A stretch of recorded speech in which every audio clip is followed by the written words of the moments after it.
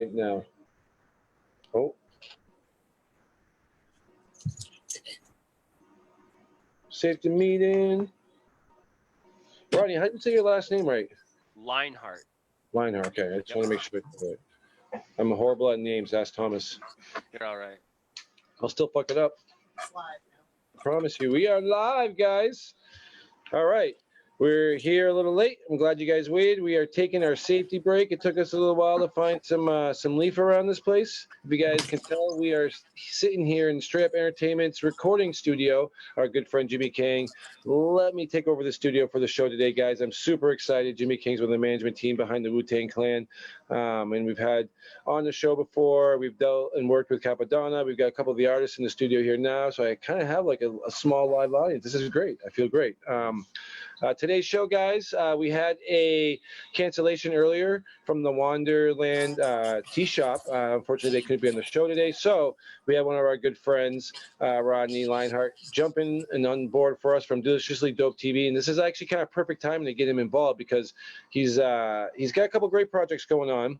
I'm really excited for what he's about to do, and I want everybody to get to know him because he's got a great story, and hopefully pretty soon you're going to be able to find out what we're talking about and what he's got planned, man. So, Rodney, let everybody know who you are, where you're from, and how you got into cannabis, man, and what's the cooking relationship for you? Absolutely, yeah. So my name's Rodney Lienhart. Oh man, I've been cooking all of my life, at least 25, going on 26 years. Raised in my mom's kitchen, the whole story. Um, yeah, I really just kind of grew up with a knife in my hand and a joint in the other, if you will. It's kind of one of those things where, being a chef, you're pushed to the limit almost every damn day, and what better thing to do than to come home. And a lot of people drink, a lot of people smoke. I was a smoker and a drinker. I've been sober for 5 years now due to cannabis. And so I really decided to, okay, let's indulge this plant. And the more that I really looked at what cannabis is to me personally, the more I realized, hey, look, there's nothing really like bad with it. There's really nothing really wrong with it. You put them in brownies, they're fucking amazing. You smoke it, it's great, and things like that. And so I just kept moving forward with it, and it serendipitously, like shit just started opening up, like doors just started opening for me, like it just started happening. I didn't have to force it, and I really enjoyed that. It put me into a better mindset. It made me less of a narcissist, really, and I got to like finally start living my life, if you will. That being said, lost my mom a few years ago, and she's not suffering anymore. Cannabis did help her in her latter years, and so I really just kind of moved with it and went with it. And it was weird because a few days after my mom passed away, cannabis became legal here in the state of Michigan, and I'm like, okay, there's something to this. Like, there's got to be some kind of divine intervention or something, and so that really opened up my eyes. That made me take a step back. And so then I started cooking with it, and just doing random shit with it. And I was like, all right, cool. This is really, really fun. Had no idea about dosage, didn't know about terpenes, cultivars, any of that. I just bought weed from my dude, decarboxylated it, and then stuck it in food. That was really what I did. I didn't know about, Bong Appetit and things like that. Yes, they were out there, but I didn't really watch them. I was a chef. I didn't really have fucking time to do that. And so I just started putting weed in food. And then, like, I started working with my sous chef, and he's like, oh, hey, chef, by the way, did you know what a terpene is? And I'm like, yeah, that's how it smells. He's like, oh, you're wrong. He's like, you're so wrong. And so he kind of brought me into, the whole, like, endocannabinoid system, and terpenes and, like, what different cultivars are and things of that nature. And I found out that each terpene, falls in a different category, different family, like, pinene, you have certain strains and shit like that. But it's interesting because each terpene has health benefits for us, that we can, that happen to us when we ingest things. Yep. And so my mom died from COPD. I also have breathing problems. It's not COVID. It's not COVID. I just smoke a lot of weed. I probably shouldn't smoke as much as I do, but it is what it is. It's that, you know, it's Yeah. funny you mentioned the COVID relationship to that because, you know, we all smoke weed, right? So Yeah. I smoke blunts all day long and I'm in public at shows coughing and people just step back and I'm like, it's just weed. Just Oh weed. yeah. Yeah. And so We played a game last week. How many did Tom roll during the show? Yeah.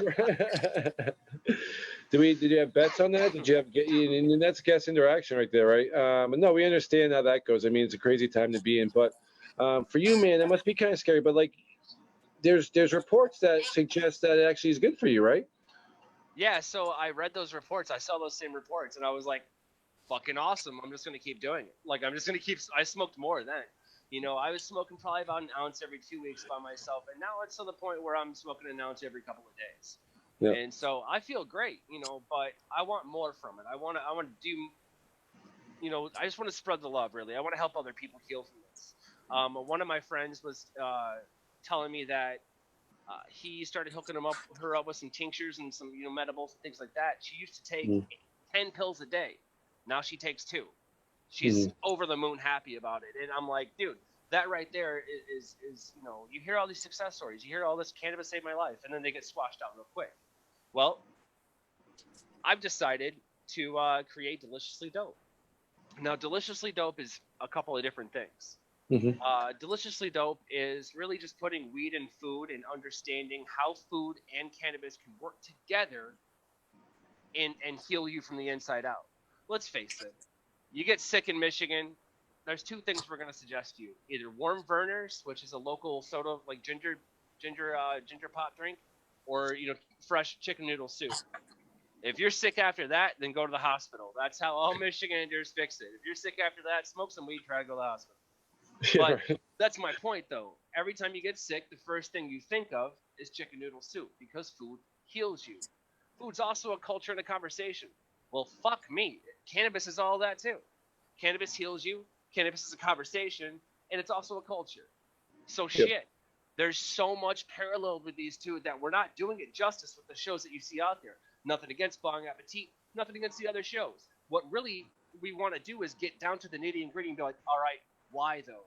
And the one thing that holds these two ideologies together, you know, both cannabis and cooking, that's the people.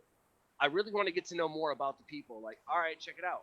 Why do you know how to roll a joint, you know, since you were 9 years old? Or why are you continue to put it in, you know, certain stews to heal ailments and X, Y, and Z? Like, there's a ton of stuff out there that we don't know about, food-wise. And with cannabis becoming legal across the nation and across the world, now is the best time as any to go out there and find that stuff. That being said, I've made friends all over the world who are, you know, welcoming. They're like arms wide open, man. Come on out. Let's do this. Let's spread this word. Let's share this love. Let's end that stigma. And I'm like, let's go. We've got shit popping off in, you know, what was it? We got 2 dinners coming off here soon. Just here locally, just for a couple of local restaurants. I've got Hemp Fest that I'm going to here in September. Put on with some local cannabis workers here, all in Michigan. It's all going to be fun. It's going to be amazing because you get to go and pick your own hemp and then pay for it like you would strawberries. It's gnarly. There's going to be yoga there. There's going to be live music. Obviously, I'm going to be there. You know, it's going to be pretty lit. That being said, I've got a lot of celebrity chefs that just read the title. I threw the title at them. I'm like, hey, this is what I'm doing. Would you want to be involved? They literally called me 10 seconds later and were like, abso-fucking-lutely. And so I'm with it. You know what I'm saying? I love it. Because here's the beauty of it. I'm going to sit there and help people better understand what foods and what strains to eat to better medicate themselves, to heal properly from all the bullshit going on in the world right now. I don't care, you know, what side of the fence you want to stand on. It doesn't matter. The fact is we need to heal as a people. And what better way to do that than food and cannabis, man? I mean, it's not to mention, it's like what you guys are doing at Bubba Kush there with that spray, you know, the sublingual stuff that you're coming out with. You ain't got to smoke anymore. What if you could use that and eat a biscuit in the morning and boom, you're done. You're cured. That's it for the end of the day. No pills. Right. I mean, if you listen to some of the guys, you know, we've had like Dr. Bob on the show. Yep. We've had a lot of different doctors on the show, and like obviously, a lot of what they recommend is these cannabis-based, you diets, right? So Yep. you go get cannabis-based diet. So with your cannabis-based diet and you mix in, right? I mean, we have, locally we have Rick Nye as a great example. Dr. Bob's another great example. These guys are getting up there in age and they have as much life and energy and spontaneity as a teenager. You know what I mean? Absolutely. And their diets are kind of geared for cannabis, and obviously they all ingest cannabis and they enjoy cannabis. But like you said, sublingual sprays. I mean, a lot of it, and for everybody that's out there, me and Rodney have been talking a lot about these things lately, which is really great because we're a lot on the same mindset. But a lot of people are just really miseducated, right? You hit it. We were talking about the show is, what is great medication? What's the wrong medication? And how do you ingest? Is it good to take a tincture? Why does a tincture not work? Why does the spray work? I ate an edible last week and I don't know where I went. You know what I mean? What I did, I was a mess. You know what I mean? So like, there's a lot of misinformation out there. And we talk about labeling all the time, like the organic labeling, the fulls, the broad spectrums. You know what I mean? Thomas, we've talked about a lot on the show. Tim, and who's usually on the show, we've talked about it with him a lot because a lot of these, because there's no, there's no regulations really into the market, so people can put whatever they want in a bottle, right, and just tell you what it is, and you believe it. You know what I mean? We've seen that issue with the cart market, and that's what you were saying there, and that's why I'm glad you bring it up, because these issues in the cart markets with the acetates and what we consider hot dog water. It's kind of bullshit, right? These guys are getting away with just fake making these carts, buying labels, and then people are suffering. So, but you're saying about the shows, getting out there, meeting people, like the show idea. This premise is really cool, man. Thank you. Yeah, no. So I plan on doing 2 of them. If you guys will have me, I'll come and do a strain of the week here on In the Weeds, if you will. Do like deliciously dope strain of the week, and kind of bust in and be like, hey guys, this is the strain that I'm, puffing on. I'm cooking with this week. Mm-hmm. Shout out to some local people that are doing a damn good job as a dispensary or as a company, whatever have you. Give back to it and then just help educate. That being said, my main bread and butter right now, the one thing that I've been busting my ass on this entire quarantine, is Deliciously Dope, A Journey into the World of Culinary Cannabis. That title right there, you're going to see it soon. It's going to be big. I'm not just going to stop in the United States. I want to go to Colombia. I want to go, to Paraguay. I want to go to Indonesia. I've got friends in Thailand. I want to go to Japan. I want to go to these places and see how their culture is, with cannabis. Like I said, it's becoming legal across the world now. We need to jump on this. That being said, sorry. Yeah, no, I don't want to interrupt you. Yeah, you're good. What's really unique about the idea what you're describing is like, so basically, your premise is to go to places and dig around, find land races, go to different grows, go to dispensaries, go to indoors, outdoors, just go find area culture cannabis, right? Absolutely. So the cool thing is like there's growers everywhere, all over the fucking world. Like name a place, and I guarantee I can probably find 10. Yeah, but strains though, right? Because I mean, what's unique about it is like, I mean, some of these strains, you mentioned, the Bubba Kush relationship. We obviously we did a show a little bit earlier, so I'm kind of decked down the Bubba Kush gear. We have a partnership with Bubba Kush. We're part of the team over there. And what's unique about it is, and this brings up a great thing about cannabis right now, because like you look at Kush, it's its own category now. Right? You have indica, sativa, hybrid, and Kush now, really, right? But what we don't have is like, we've lost track of. I'm sure Thomas can appreciate this, and we'll can throw some information in on this. Is the land race, the indigenous strains, right? Like where did some of these strains come from? You know what I mean? And like as growers and the people that we know in our circles, I mean, I got friends that will go on trips, man, and go take a backpack and go climb in the middle of the woods to find something on the side of a river. You know what I mean? And they bring that back, and and that's how a lot of these strains were named. You know what I mean? Literally by the regions that people just stumbled upon them, right? Tom, you still there, or are you just that frozen? Am I frozen? Oh yeah, you're kind of frozen. Am I here? Okay. I was like, I haven't heard anything for you to chime in yet, but you know what I mean? Like, well, when it's kind of like strain hunting, right? Yeah, no, absolutely. In fact, that's something that I do on a regular basis.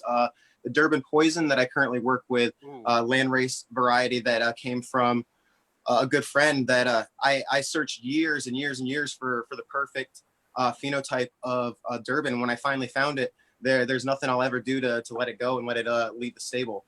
There's just some of those strains out there, whether they be landrace or old school genetic hybrids, that just, even if they don't reach the cannabinoid levels of some of the newer hybrid strains out there or the terpene levels, they still have something special about them, whether it be a medicinal value or a specific sort of high that just really gives you a certain effect that just you can't seem to find in dispensaries nowadays.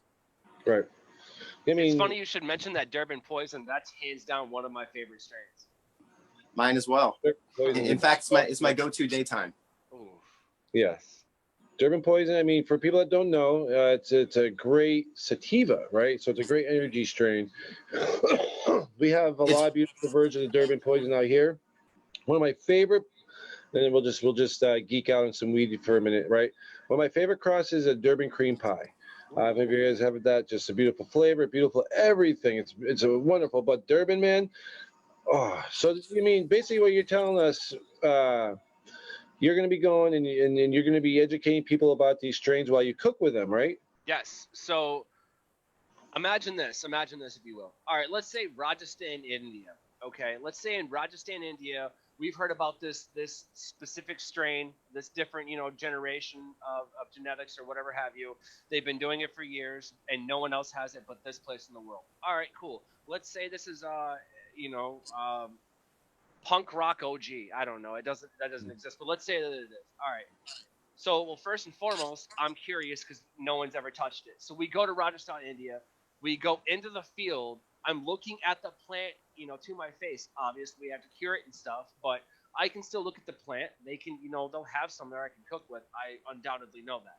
But I basically pick it, cure it, cook with it, talk about the local cuisine and how, like, they, and then compare. And this is where it gets kind of weird. Compare their health as how they are as a people versus other parts of the world. You know what I'm saying? That way, that if we can get, these kinds of like strains and stuff to that part of the world and they can start cooking with it, they can heal the same. Part of the reason, I mean, for example, like, let's say that digestive problems. A lot of digestive problems in the United States, and a lot of food that we cook in because a lot of it's processed. You don't hear about many digestive issues over in the Middle East because a lot of their stuff is, well, let's face it, locally sourced to say the very least. You know what I'm saying? That being said, that's, learning about these different strains and putting them then in the food with learning with, the local foods in the region and stuff. Let's go to Spain, man. Let's do a seafood paella. You know what I'm saying? And infuse that shit with a Spanish weed. That sounds brilliant. You know what I'm saying? We can go to Southern Korea is pushing to make it legal right now. Let's go to South Korea. Let's get some banging ass ramen and put a South Korean strain of weed in it. You know what I mean? Yep. It's simply like that. It's I want to educate people more about cannabis, cooking, and people. That's really what it is. So if you take the idea and the concept of, Alton Brown and Good Eats, you mix it with Guy Fieri and what he's doing with the drives, and then you look at Anthony Bourdain, being one of my biggest idols in the world, until we lost him a few years ago. I really want to focus on that. I want to be real like he was, because here's the thing. As a chef, we took a big hit back when Bourdain passed away. And really all he was about was being real. He told you like it was. He goes, listen, just because we disagree doesn't mean we can't respect each other. And that's the point that I want to make. Exactly. Just because, we don't know about this doesn't mean that we can't learn.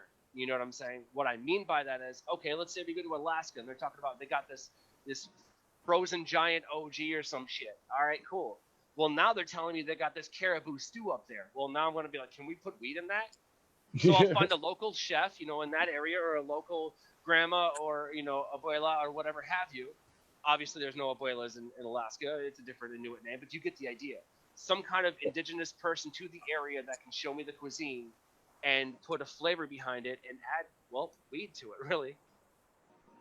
No, I mean, it doesn't get any better than that. I mean, when you just said the inspirations, I mean, you kind of, it hits the nail. Anthony Bourdain, man. As a chef, most people know that I've been a chef for years. I've won photos. I've been trained. That's the life we used to live. So that's why we get along so well, because we have the same idealistics and fundamentals in our lives. You know what I mean? So Kitchen talking about the confidential. process. Yep. Well, yeah, there's teamwork and there's different ways that kitchens function that, unless you've never worked in a kitchen, it's hard to understand. And now when we talk about cannabis cooking, there's so many different ways things are being made out there, right? We have everything. Let's just take gummies, for example, right? Some people are actually going through the process and making oils and butters and doing things the healthy, right, proper way, I guess you could say, in essence. I guess it depends on who you talk to, right? And other people are using distillates, or other people are using, another whatever base product that they can get their hands on, whether it's, a recollect or whatever they're using. You know what I mean? The problem is are people doing it right? We've seen people Right. spray gummies, which is that healthy or not? They're putting the fake shit, basically just spraying gummies and repackaging it and selling it back to you, right? But the biggest thing I think is people just don't know how to cook, man. Look at just the Food Network, right? There's a lot of people over there that, it's popular for a reason. It's got its own channel for a reason. And then when we talk about cannabis, there's not a lot of people that understand that, cooking with cannabis really isn't that much different than just cooking, right? There's really not much, and there's a few general guidelines. And you said something earlier in the show that I wanted to ask you about was decarboxylation, which was going to bring me to a couple of questions that I had. Was like, what is your favorite dish that you would make if you had a choice, right? That is a cannabis infused, and then secondly, what is your favorite way to get your infusions into your dishes? So I found that flavor-wise, if I'm just looking for the flavor of the cannabis, let's face it, I'm not talking about just eating a bud, but I want to taste that bud.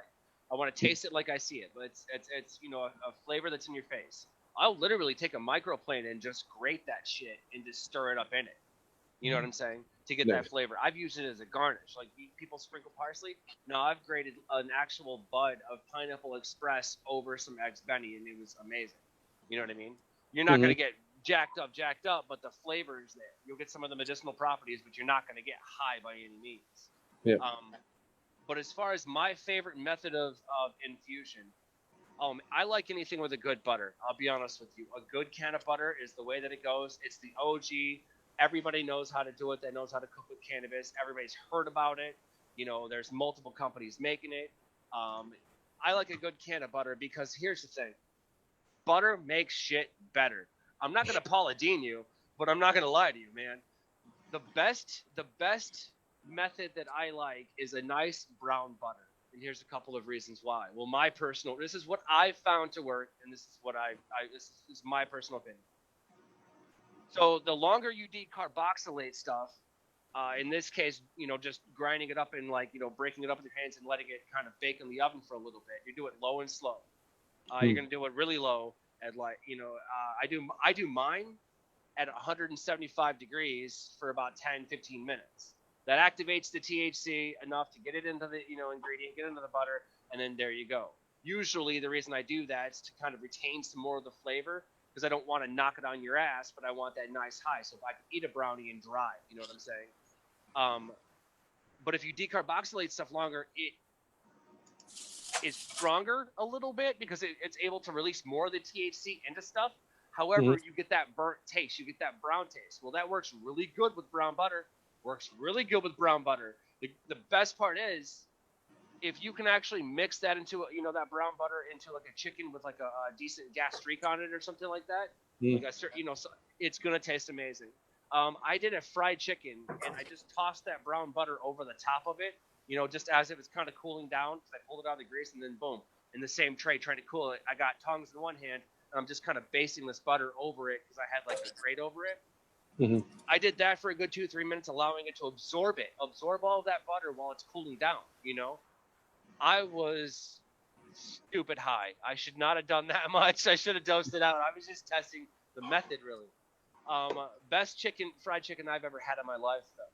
But as far as to answer your question, yeah, brown butter, decarboxylation, I believe is absolute key depending on what you're working with. Clearly, if you're working with an isolate or a distillate, it's already been decarboxylated. You don't need to break it down any further. If you do, you're going to lose potency and things of that nature. You're going to lose flavor, benefits, everything like that. But yeah, man, the butter is really where it's at. Yeah, no, I agree. So, like I said, I'm a chef, so this is fun talking to you because I watch a lot of shows, man, and like the one thing I think we're missing a lot in this media market in this cannabis world is like, there's a lot of great cooking shows on air, you know what I mean? But there's little access to it if you don't have the cooking network, you know what I mean? Or you're not following like Snoop or some of these, there's some great celebrity chefs, right? But like you said, oh man, learn how to cook in the proper way because you know what I mean. So you mean to tell me distillate isn't how you make brownies? You know what I mean? Like, Right. um, so a lot of people are are they doing things wrong? And are they making butter correctly? You know what I mean? So this is why this could be very interesting. You know, within all this, right? You talk about decarboxylation, talk about butters, and we talk about oils. I mean, and then there are places for this stuff. But when it's strain specific, you know what I mean? And we all know that, you mentioned like the strain of the week and doing things like that. What about strains is so unique to being used in cooking or the varying strains that you look at? So if you look at a certain strain, so let's you have to test my knowledge while I'm smoking now. So Jack Hera is very piney from what I can recall. Okay, that pinene has certain medicinal properties to it. It's an antioxidant, obviously. It's an anti-inflammatory. It's going to kind of make you a little bit hungry if you suffer from, like, let's say, I don't know, God forbid, anorexia. You smoke this, you're going to, get a little bit of an appetite. Not to mention, it's going to curb some anxiety, and things like that. Who wouldn't want that from their food? For example, there's a commercial out right now, and it's funny that you should mention this. I saw it last night when I was watching TV. It's a realtor trying to sell these people these two exact same houses. They're exactly the same in every way, except for the one on the right. She goes, that one has antioxidants and something else and vitamins. They go, we'll take that one. They're like, why? Well, it comes with antioxidants, vitamins. The husband's like, she's like, don't ask questions. It's something extra. And it was a drink commercial. That's brilliant. That's my point. So if you were to take food and what we do now and how we cook now, and you just add weed to it, it's brilliant. But there's more to it than that. Like you were saying earlier, man, a lot of people don't know how to cook properly. Yeah, they can read instructions on the box. Yeah, they can, do the recipes, that they read on Pinterest and stuff. And all of that is great. And thank you for doing that. That's amazing. But do you know what the 5 mother sauces are? No. Do you know who Augustus Escoffier is? No. Do you know how to make any of the 5 mother sauces? No. Do you know what a crudité is? No.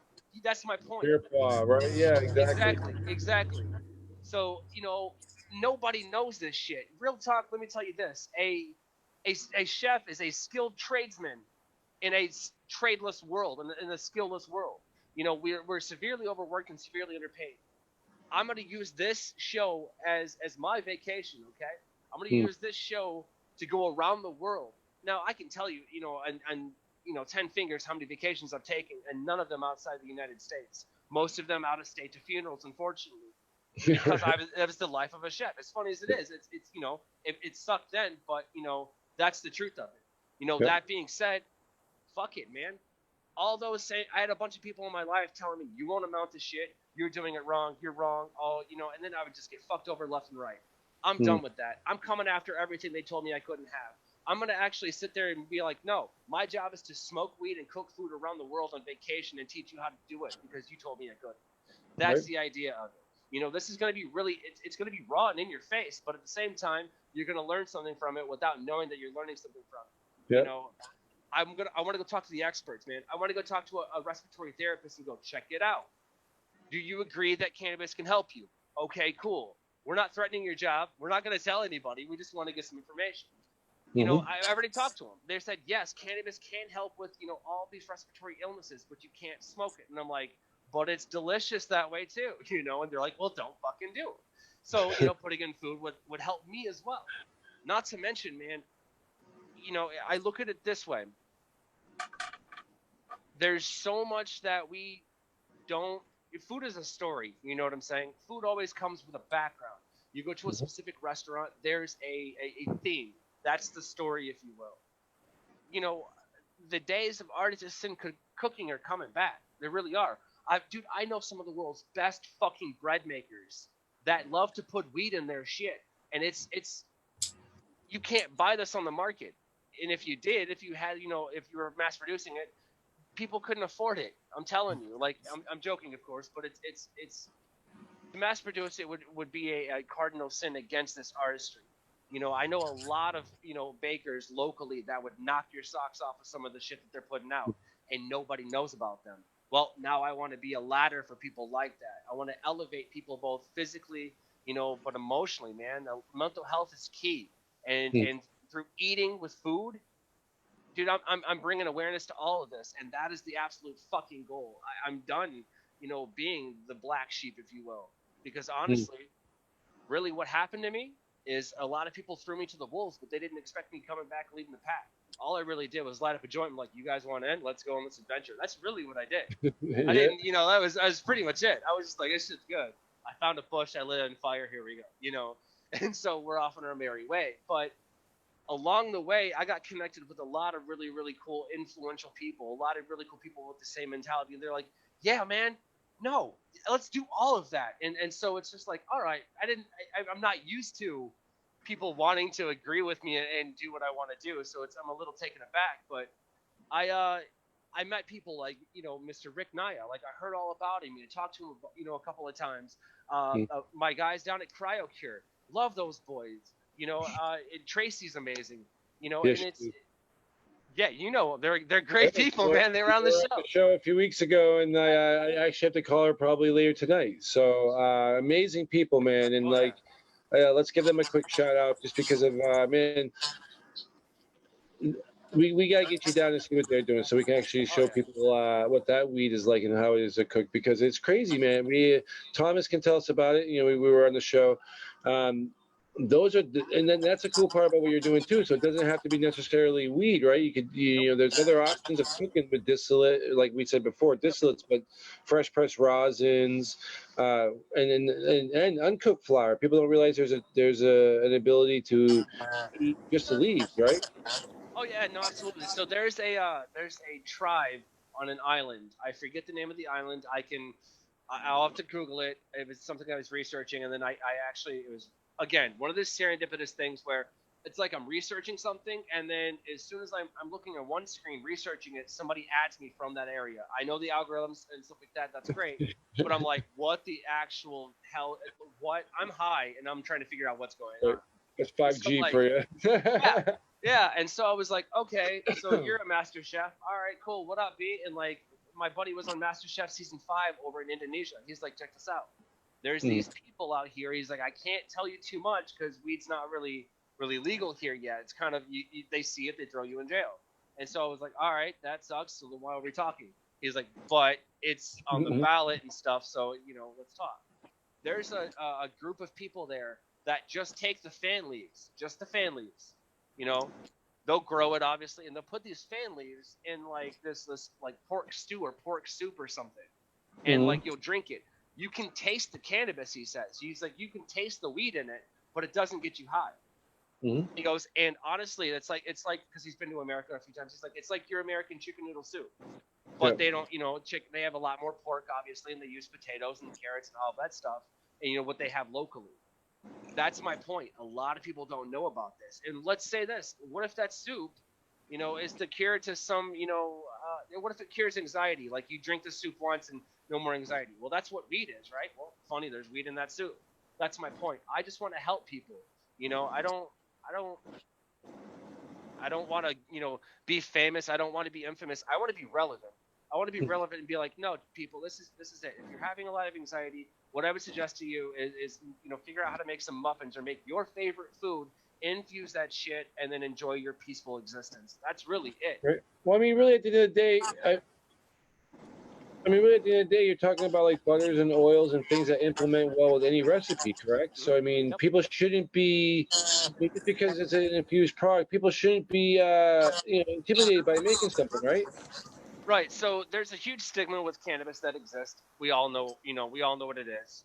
Everybody that's working with cannabis smokes cannabis. You know the stigma's there, and you know what family members or friends you can or can't talk to about it. Okay. You know, that being said, there's literally not a food out there in the world that you can't put weed into. You can put weed in water and it's soluble. I'm telling you, like I can stick weed in anything, and I know some of the best chefs in the world. These chefs, if I can't do it, I'm going to find you somebody that can, and we'll both learn. I'll fully admit. It's a learning experience, man. The day that you become, that you say that you have nothing else to learn is the day become useless to everybody else. It's to the point to where I want to learn and grow too. I want to be passionate about what I do. I don't want to just be some stoner that sits on the couch. No, dude, I'm going to get off the couch. I'm going to go into these woods. I'm going to go into these fields. I'm going to go into these villages, into these countries, and I'm going to find out what's what. Like I said, we can put THC into water. We can put CBD, THA, all of this stuff into water. It's all water soluble. We have the technology. So literally we can infuse anything you want. But that's where there's like two sides of the fence. There's people that eat edibles just to get fucked up and cure their anxiety, and that's how they want it. Or there's edibles to become medicated. So that's where you've got your recreational and your medicated, and that's where I found it interesting in Michigan. It's like you've got your medical cards have been around for 10 years, going on, more than that. It was only recreational in the last few years, and only in the last, 6 months or so have you been able to recreationally walk into and purchase at a dispensary. My girlfriend and I, we went to Loom Cannabis here in Michigan, and did the whole adventure. It's rec patients. Like, we never thought we'd see the day. Our parents never thought they'd see the day. And we took pictures, stupid thumbs up, smoked a joint, walked in the woods. It was a fun time. Will I pay $25 for a short half-gram joint again? Probably not. But I did it once for the experience.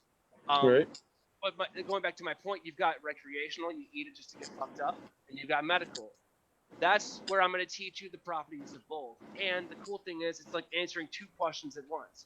Okay, how much of this do I need to eat to get fucked up? Okay, so 5 brownies, I'm going to get fucked up and not medicated. And instead of eating 2 brownies and I'm medicated, not fucked up, I'm going to teach you that balance. I'm going to teach you the science and the math that's, some people understand it, and for others, I'll break it down. I'm really going to break that down and give you all of the facts and all of the tools to the point to where not only can you watch an episode and go home and basically cook the recipe yourself, not knowing how to cook, proper mise en place will help you there. Mise en place, for people that don't know, means that everything in its place. It's literal translation in French. So I'll teach you the mise en place. I'll teach you what goes into what, where, and why, and how that's important. I'm also going to teach you what to taste, to expect when you're tasting it. And I'm also going to be able to learn something with you. Honestly, that's like teaching, it's like being a professor. I would absolutely love that. But can we do it? I don't know, man. I mean, it's not really up to me. It's up to the powers that be, but I'm ambitious. I'm not that stupid. You know what I'm saying? I love everyone. Everyone's amazing. And I honestly am terrified of planes. So I think this will be a learning experience for everyone. So that could be interesting if you're honest. If you're terrified of planes, this will be fun, right? Let's talk about. So I mean, we talked about like basically utilizing some of this cannabis, right? What about like RSOs or tinctures or things of that nature? So yeah, absolutely. There's actually a lot of people who will take RSO because it's extremely potent. For those of you that don't know, I'm sure that there's not that many people out there that don't, but I just got to say it for my fans watching, some people don't. RSO is Rick Simpson oil. It's extremely potent THC. It's used for cancer patients. I'm going to say this again. RSO is used for strictly cancer patients and people on chemotherapy. People in fucking pain. That being said, I'm not saying don't eat it. I ate it. Holy shit. The point is, you're going to have to work your way up to it. I'm not going to lie to you. Because if you take that whole dosage, you're gonna feel really fucked up. That being said, you're gonna want to microdose that. That's one thing that people have got to learn. Microdosing is the key term here. So if you microdose something, and let's say you make a little bit of a tincture, you can actually make Rick Simpson oil into a tincture and dose it that way. So that's decarboxylating if you think about it. Now, the way that Rick Simpson oil is made is it's basically made in a centrifuge. You throw in alcohol, and alcohol pulls the stuff from the flower, the plant material. That's pointless. You can use it for other stuff. You can actually reuse the alcohol as well, and you're left over with a tar-like substance. that usually gets that's Rick Simpson oil. It's, you know, it's black. It's like molasses if you think about it. You have to be extremely fucking careful using that in food. That is for, I'm going to say it again, cancer patients. That's extremely potent right there. That's not what you want to do to get medicated unless that, you know, that's what you need. Right.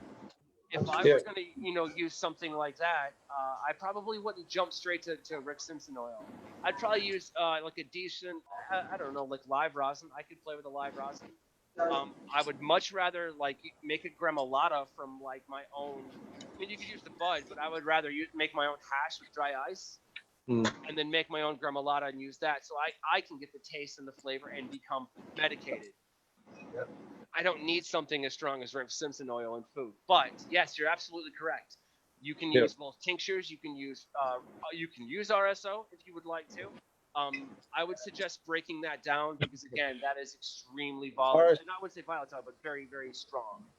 I mean, cooking with RSO oil is that's like cooking with fire, man. I mean, that could really create a situation you might not enjoy. Again, I want to give a big shout out to everybody in the comments right now. The comments are lit up. Darren, Stephen Miller's with us. He's he's a big FICO fan, right? So, you know, if people don't know about FICO, that's also another process that's made through cooking as well, correct? Oh, absolutely. So FICO stands for full extraction cannabis oil. It's the exact same thing as Rick Simpson oil, I believe. I'm going to get yelled at by Darren if I'm wrong. It's okay. I'll give you the quick difference. The main difference is just that FICO is ethanol derived, whereas Rick Simpson oil is not. Okay. Rick Simpson oil uses other forms of ethanol, such as acetylcysteine. So we should definitely just use the E in FICO as the ethanol symbol, if you will. So yeah, just think E. And, there you go. Yep, that's exactly what I was thinking, Darren. Yeah, same thing, just different solvents. But no, I mean, honestly, everything out there in the market, everything, man, everything can be put in food. And here's an announcement for you. And I thought about it for you, Joe. With this new mist thing that you guys got going on right now with Bubba Kush, how would you feel if I could put that into food? Well, you could. No. I meant as a mist. Right. I was thinking, you know how they were doing at Alena about a year ago? They were doing the sugar balloons. Yep. You could do that. Before you close it in the end, just mist it in the balloon, turn it upside down, and let it permeate into the balloon, then eat the air in the balloon. Hey, I'm not trying anything once, brother. That's just a lot of sugar, and I got sugar in my beard once. I don't know, man. That was a nightmare. Right? No, we have a good time going on here, guys. I just want to give a shout out to everybody. Pedro Diaz, he's coming out with the A Spring coming up, man. It's going to be a lot of fun. Darren Stephen Miller, everybody knows Darren. He's tied right in with the Mike Tyson Ranch, all that crazy stuff. Check him out, guys. He's an inspiration to us all. Cancer survivor. Huge shout out to Darren. Thank you for tuning in. We have a lot of guys online here today. So Darlene, Canna, how you guys doing? We're talking about a lot of guys are talking about the FECO, right? What we're going to do here in a few minutes, guys, about 10 minutes, we're going to bring Thomas on with his drop here. He's got his little growers guide segment coming up. Tim Fair, who's usually on with us, Vermont Cannabis Solutions, we'll give those guys a shout out. I hopefully we'll get him on today. I don't know what's going on. I imagine he's probably just busy, which is a great thing for them. So hopefully we'll get him on and do a little bit of news. If not, we'll cover some news towards the end of the show. We'll get Chef Rodney's opinion. So the reason why I'm kind of shift gears here is I want to, we were talking a lot about this show, right? But like, I want to talk to people about the shows you made. Like, I watched the show the other day of you, and I fell out of my chair, man. It was like, fuck banquets, right? Fuck brunch. It was fuck brunch. That's what it was, right? I just, I got banquets in mind, but fuck brunch, right? Let's start a debate about brunch, right? But no, it's a lot of fun watching the shows, man, because you're interjecting like this. So I want to give you a big shout out and thank you guys for coming on and doing this with us. You know what I mean? And the unique thing is, like you said, you're right. We do. There's a kitchen everywhere, and there's somebody growing weed everywhere. So like the chances of you going out there. So I guess, that being said, how can people find you, man? Where do they reach out to you? How do they say, hey, chef, come to my restaurant, you meet my chef, let us cook a dish here, and that's what you're saying before, like the guy for everything, right? Where you're gonna kind of go in and the idea is to go in the field and then go back into the kitchen again, right? Yep.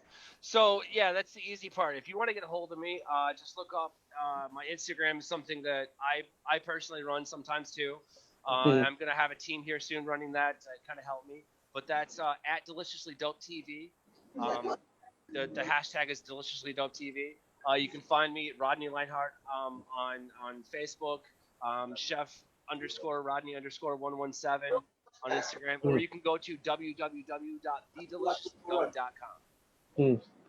Nice. And if people want to get a hold of me, man, just hit me up, shoot me a message. I'll pass that along to my manager, along to my team. He'll reach out to you. We'll set something up. I'd like to work with Bubba Kush on this, if you guys will have me. You know what I mean? Right. Well, that's definitely a discussion we'll definitely have very soon. There's a lot of great things happening in the industry right now, which we're really excited about. Bubba Kush, you guys, this cooking. We were talking about the other day, and I as an Anthony Bourdain fan, as a chef myself, we were talking the other day about bullshit cooking shows, right?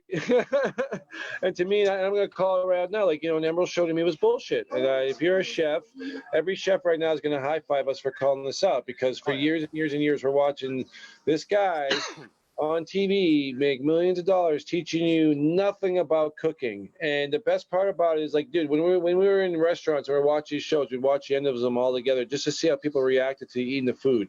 You know what I mean? Which was the funniest thing. But there's a lot of shows out there that actually represent and educate, because like we were talking earlier before, it's more about processes and procedures. And once you kind of get those things down, implementing foods and likewise foods, that's the easy part. Like you're saying, branding cannabis really isn't that hard, but to bring cannabis fundamentally, safely, and properly, now there's a few things you really need to educate yourself with, right? Absolutely.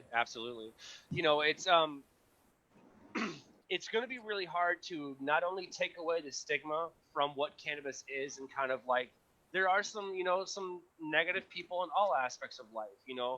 There are bad people that smoke weed. Let's face it, they give it a bad rap here and there. But we're going to have to take away the stigma and add a medicinal side to it, which is what people have been fighting for fucking their entire lives. Rick Naya, look at him. Ed Rosenthal, Danny Danko, you, me, everybody is trying to get rid of that stigma and say, no, there's medicinal properties to these things, to each terpene, to different strains, and all of these things.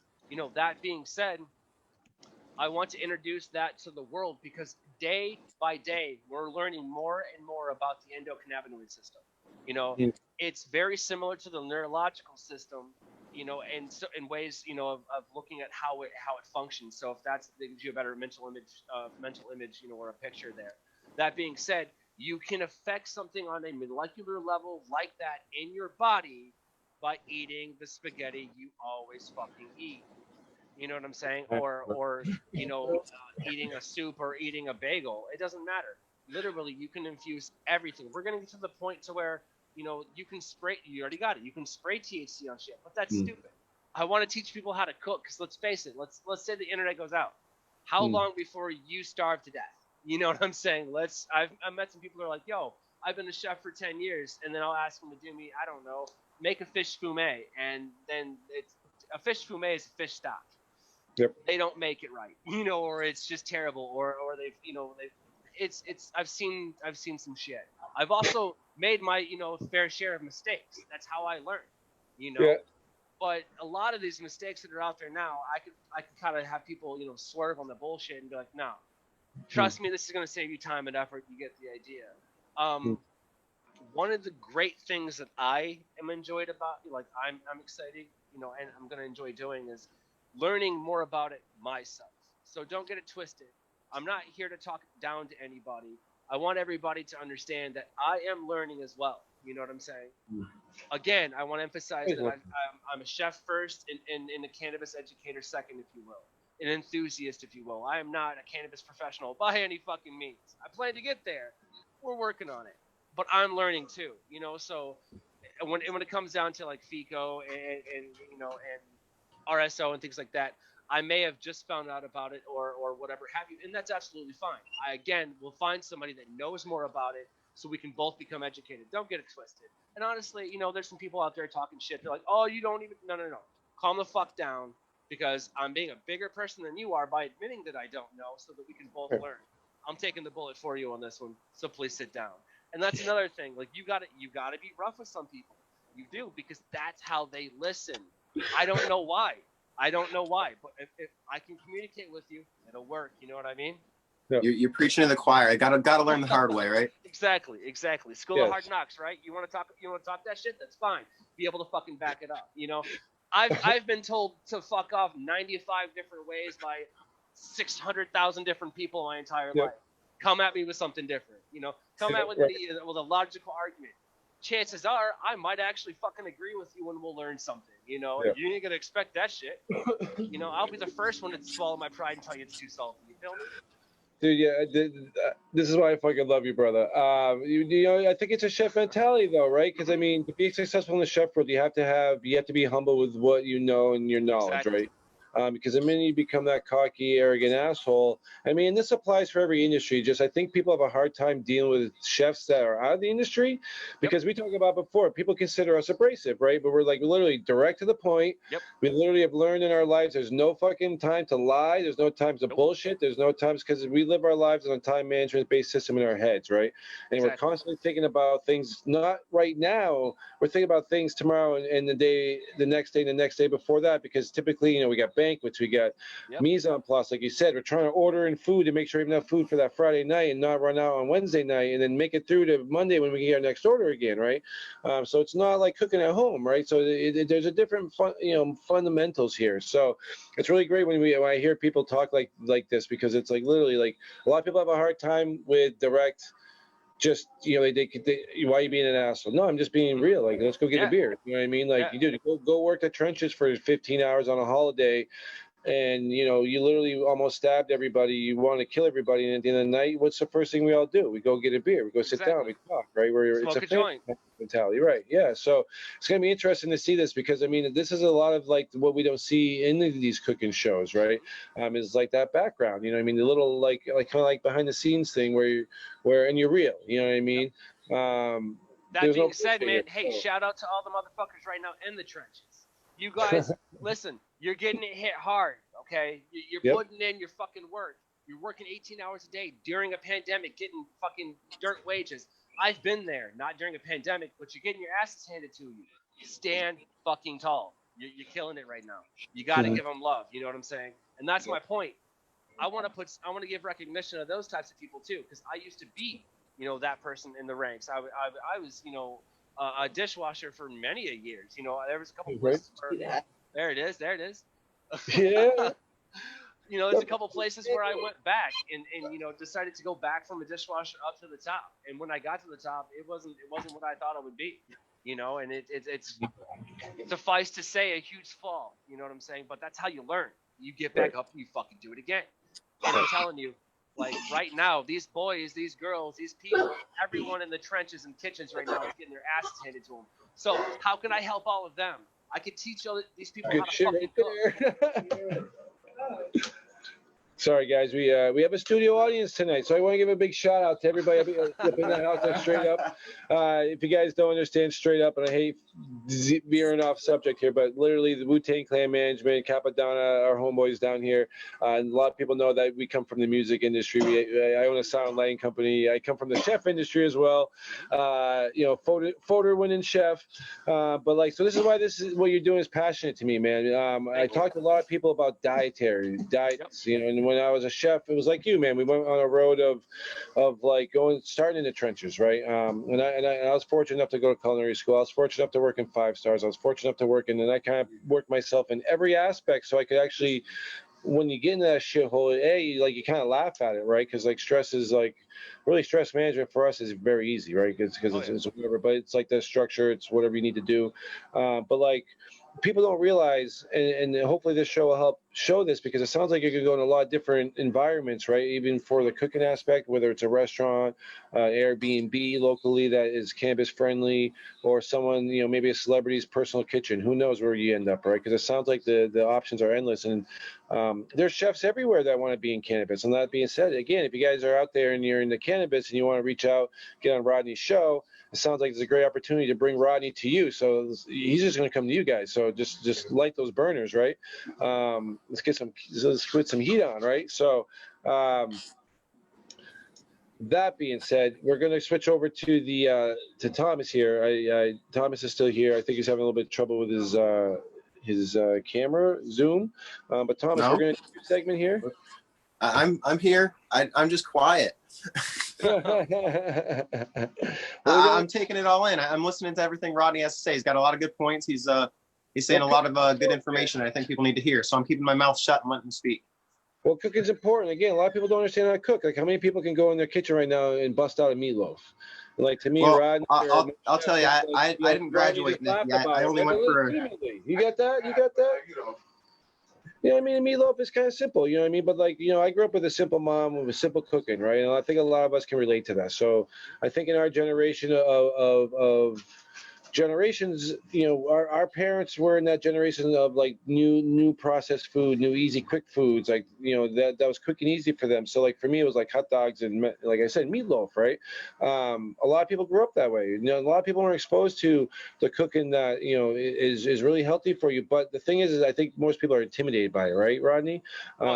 It's getting people. It's just like cannabis, man. There's a stigma and there's an intimidation factor, right? But the one thing that people definitely need to understand, though, is one thing I try to tell people when they went in the restaurant life, Rodney, you brought up so many great points of why I'm not a chef anymore, to be honest with you, is because the nights, the weekends, the holidays, it's just, and you don't get paid for that much. So like as a chef, you develop a love. It's a passion thing, right? So it's kind of like, everything you do with your life is a passion, and money is not technically the issue. Otherwise, you wouldn't be, let's be honest, you probably wouldn't be a chef if it was about money, right?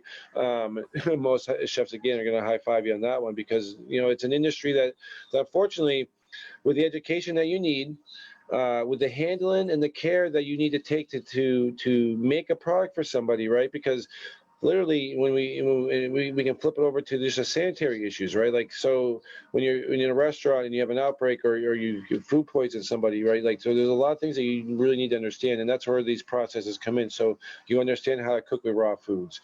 You understand how to keep raw chicken out into what we call the danger zone. Like, what the fuck's the danger zone? Who knows what that is besides a chef? You know what I mean? But these are processes that we also need to have. Pedro, what's up, brother? I just want to give a shout out to Ace, man. Ace brand. Let's go check him out. Pedro, Diaz, love you guys. I can talk. You can hear me. Everybody can hear you. We're still live, brother. Right. I just want to say this one thing. My name is Dustin Bones. Peace. How y'all doing? What's popping? I wanted to say this. Most of the stuff what you're talking about is really, really dope. It's because the generation that comes from where people would actually cook meatloaf and mashed potatoes and actually have peas and carrots or whatever with it. And it was, it was a thing. It was a set day or whatever. That was a generation that wasn't nuclear. When it became nuclear, like Generation X, the generation that I belong to, fortunately and unfortunately, that was the mac and cheese generation, the ramen noodle generation. Yes. That was the less effort, the better. That's what I mean, the process generation, right? If the process became shorter, I mean, then you could leave the kids alone. And quick dinners. So like, it's not a fact about like, most of the kids don't know this type of stuff. Like, we're in the generation of the grandkids of the kids that grew up on macaroni and cheese and ramen noodles and sandwiches and Doritos. Like, when there was still only two kind of Doritos. Yeah, right, man. Remember those days? Different kind of Doritos. Like, what the fuck? It's like too much variety. I get anxiety in a chip aisle. Like, it's just too much issues. Like, I just really wanted chips so I could go back and eat a sandwich and watch the game. Well, you make a great point. So, I mean, there's really cultured food trends generationally, right? You know what I mean? And I think Rodney had brought up earlier, and I want to agree with him. And I want to touch base on this. And me, even as a chef, like I was, running restaurants a few years ago. ago, so I'm not that much disconnected, right? And the restaurants I kind of turn to are like the farm to table, the healthy style ones. You know what I mean? The ones that actually take in, you don't have to use flours and you don't as thickeners for soups. And Rodney will tell you, there's rices, there's potatoes, there's healthy options out there. Then you make a food into a superfood. Now what you're eating is healthy. So I think you've seen a lot of shift in our industry, especially foods and what people are looking for in foods, like what we're talking about now, a farm. It's almost like our weed, right? We're done with this processed Mexican brown bud. We want craft. We want special top tier. You want to be able to go out and get some fresh vegetables tonight, right? Not some frozen shit, right? I want to be able to, like, I've grown. I went to school. I did the classes and all that because I'm around a lot of cannabis culture, and I love it. I've been an artist for years, been getting kicked off the stages because I refuse to put my joint or blunt. Like, I smoke weed. I don't give a shit. You know what I mean? I don't care who we with. You know what I mean? It's not because I'm trying to be cool. I like to smoke. Not because I want to smoke in front of a crowd. And we're just smokers, man. I just like to smoke. I'd rather lose a deposit in a hotel than be out with y'all clown. Yeah. Like, I'm that type of dude. Yeah. But, like, I noticed there's trends in cooking just like there's trends in, like, music. Oh, yeah. Certain That's flavors. why music and cooking go one-on-one, man. They're right. Like, like you see it even in the junk food. Like, even in cereals, like there'll be cinnamons popping one year. Next year it's banana. The next year it's Fruity Pebbles, bullshit. It'll be some type of joint. Like in cooking, it'll be lime. This year we got to work with lime and cilantro and we got to dress it up to make it, it's got to be spicy or citrusy, and that's the dish. Well, that's everything we do, though. Like, look at drinks, fashion, right? I mean, I'm into, like, I don't try to get too far into it. Like, I believe a chef is a chef. What y'all do is art to make food beautiful and taste incredible when I go where I go, to not have to be bothered and stressed. It's beautiful. I like when somebody takes their time and their energy and their emotion and prepares something the same way that I do a song or I deliver it. Like, if I put my energy in this, it's a passion to that. I'd like to see somebody show me their passion and respond in kind, so I can see what the result of that is. To me, that's dope. Like, especially when I get to interject with people. I make art. I like to connect with other artists. So, like, you showing me your art, that's dope. Well, a lot of chefs are like that too. I mean, working together, camaraderie. It's an industry that's very, very tight. You know what I mean? Shooting at each other down the street, talking about, yo, 21 sucks. Like, yeah, right. You're playing your cash. Yeah, right. No. I mean, only in the heat of the night, I guess. You know what I mean? Spring rolls. Yeah, right.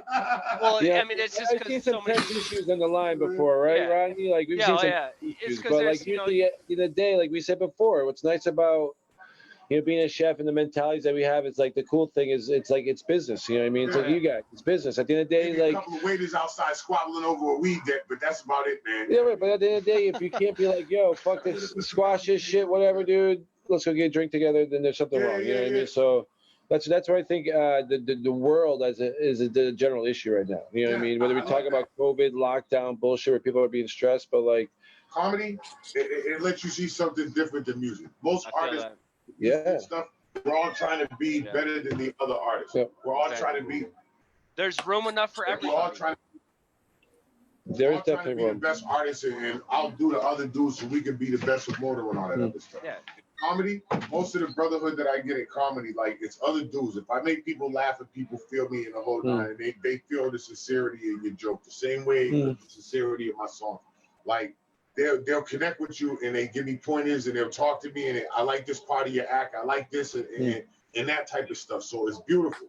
But, I watch a lot of cooking shows. I know a lot of chefs. I go a lot of places. I get to eat a lot of food. I'm blessed. My life fucking rocks. So like, I get to see life from a different perspective and still see it as a, on my way to being immortal for what I will be. Like, but at the same time, I get to see stuff and I always want to see the best of whatever there is. Like, we smoke some of the best stuff. I got the best management team. I run with the best squad on the fucking planet. Our army is massive. So like, shout out to the Wu, shout out to Wu-Tang Management, shout out to Protect Your Neck, shout out to Straight Up Entertainment, shout out to Jimmy Kane, shout out to Big Nate, shout out to Skins, shout out to Sun Soul, shout out to Assassin. Shout out to Fusion. Straight Up Entertainment. I'm a team dude, I rock with my army. I'm never one of those dudes. I believe that you only need one leader. Yeah. I make music, I tell jokes. Yeah. Well, I mean, literally, I mean, if you talk about campus culture, which is something we always talk about culture, right? I mean, literally, it's embedded in music. It's embedded in food, like Anthony Bourdain. I mean, we could bring up quotes that Anthony Bourdain has said about being able to roll joints and smoking weed and eating food, right? I mean, for me, I'm a chef in the fucking, I call appetizers and desserts, man. Like, I got a blunt before I eat, and I have a blunt for my dessert, man. I waited my whole entire life to be able to live in a society, in a world where the one thing that I enjoyed doing that didn't hurt no fucking body, that never killed nobody, that never OD'd nobody. I grew up in the era where crack started and all that. Like, before there was crack, there was nothing. There was no crack at all. And you still have weed, and you can smoke a little joint. My first time smoking weed, check this out. So y'all know this later. Later, the trivia nuts, you can go crazy with this. The first time Dustin Bones ever smoked weed was at the end of Forest Street in Roxbury. I had to take the roaches that my older brothers had smoked at the end of the block. Those were the big kids. And all of the little brothers, all of us were there. Tombstone's a famous block. So we took the roaches, put them inside of a brown paper bag, like the penny candy bag. And it was so many roaches, it was like a Cheech and Chong. Like, a Cheech, and we lit that shit up and smoke that. So it's all the roaches still rolled up. We didn't didn't break them off the paper. On the paper inside like a penny paper rosin and roaches. Oh man. It's me and 6 other dudes smoking that. So when I'm smoking, I'm on my block. I'm in Boston. This is my favorite city in the world, and I'm getting it. This is the first city I lived in after the reservation. So like, I love this. The trivia nuts later. I told this story on In the Weed in this show with my dude. Y'all know, if y'all get this trivia question right, I might buy you a fucking motorcycle. There you go. You never know. You see me, I'm fucking nutty. We got a tape right now, right, guys? No, I mean, man, dude, that's what I love about cannabis, and that's the culture part of it, right? Because, I mean, everybody, I mean, so for me, like, I mean, right now, I know nationwide we have this race war bullshit going on, right? But the beauty about for what we stand for here is like, cannabis, it's one of the best industries I've seen for. There's no culture issues, right? We're all on the same team. We've all been supportive. Like women, we there's a lot of women empowerment. There's a lot of social justice reform happening because of cannabis, right? That shit wouldn't be happening without what's going on campus right now. We're getting people out of jail because of cannabis that were in jail because of cannabis. If we didn't have this movement in our culture and our society and this push for legalization, we'd still have people in jail over ACE, guys. I mean, don't get me going on social injustice because I really. The reason why all the racial divide got bridged so much is sad because it was over drugs. Yeah, a lot of it. Everything started, it made all the lines drop down because it didn't matter. Like, if you smoked the rock, you were fucked up. It didn't matter if you were black, white, straight, whatever. Right. Indian, But the sad thing about that rock, it was put there politically for a reason to segregations and to do these things, right? It was to desegregate and find the people that would rock with each other. Like, if you weren't getting high and nobody was doing drugs, would these people have ever really, really talked to each other? No. There'd be no reason for them to talk to each other. So you would never be able to spot the people that would sympathize with the people that you're designing a ploy to destroy. Like, it's a plan to destroy a specific people. But now you find the people that, if the lights was off, these are the people that would talk to those people. These are the exact people that we're trying to destroy. Like, we made a plan. We told you, like, we've shown you. We made movies, TV shows. We set it up. So now the people that we know that would have, if it was slavery going on, these are the people that would have had underground railroads. Because these are the white people and every other people that would have fucked with the black people in the ghettos that we're trying to wipe the fuck out. Meanwhile, we're taking this money to go buy guns to fight another war and put the dude who, like, 10 years later, we're going to tell you is the worst person in the world in power. I mean, like, but this is how they did this. Now, here's the choice you get. To fix this, you get the plant that the creator made that nobody really, if you could just grow it any fucking where, literally anywhere. Any Forrest Gump, any Bubba, like, Bubba, shout out to Bubba, man. Shout out to Bubba Kush.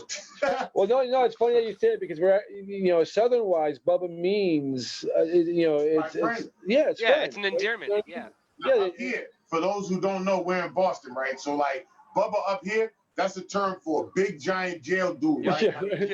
Southern dude, the dude, you ain't that cold, right? You know what I mean? That's Bubba up here. Yeah. You know what I mean? But in the same sense, like Bubba, my favorite movie is Forrest Gump. I can watch this fucking movie 1,000 fucking times. I don't care if I'm high, crippled, if I'm sick. If that movie's on TBS, I own the DVD and the VHS. You know what I mean? Shout out to R. Kelly. I'm one of the 7 people in America that can watch that tape. Yeah, it was one of 700 million, right? Oh man, well, I mean, fuck. Well, that's a great thing about weed, right? Like this right here. You know what I mean? We have a show that's Couch Talk, and look where we ended up, right? And shout out to the studio crowd again, Straight Up Entertainment. We are sitting here in Wu-Tang Management Office, sitting right in front of the keyboard. As a lot of you guys know, Dub Tech Productions, Soundline company we have. So we've had relationships with Jimmy Kang. Big shout out to Jimmy for letting us use the studio today. This is great. I'm having a great time. Blunts are getting rolled. We're smoking some True OG, but we're talking about this cooking ideas, right, and educating people. I think it's fucking wonderful, man. These guys have shows all over the place. Now we talk about cooking ficos. We talked about cooking medicines. We talked about a lot of different things. We even made fun of meatloaves. We've made fun of brunch. I mean, and this isn't going to be the style of the show, so this is why I like it a lot. Again, huge shout out to everybody in the comments. They're lighting up. We're talking about TV dinners and making meatloaves and M&Ms and oatmeal. You know what I mean? Now, what I want to do is I want to get to Thomas. So we're going to take a quick break from the situation. We'll come back, guys. We'll talk a little bit more. We'll end up the show. We're going to give a huge shout out to the guys here in the studio. If you guys are paying attention, please share the show. We'll be back here shortly. But Thomas, I got your segment all set. What do we got this week, brother? Just a little quick video on how to take aloe pups to clone your aloe plants. All right.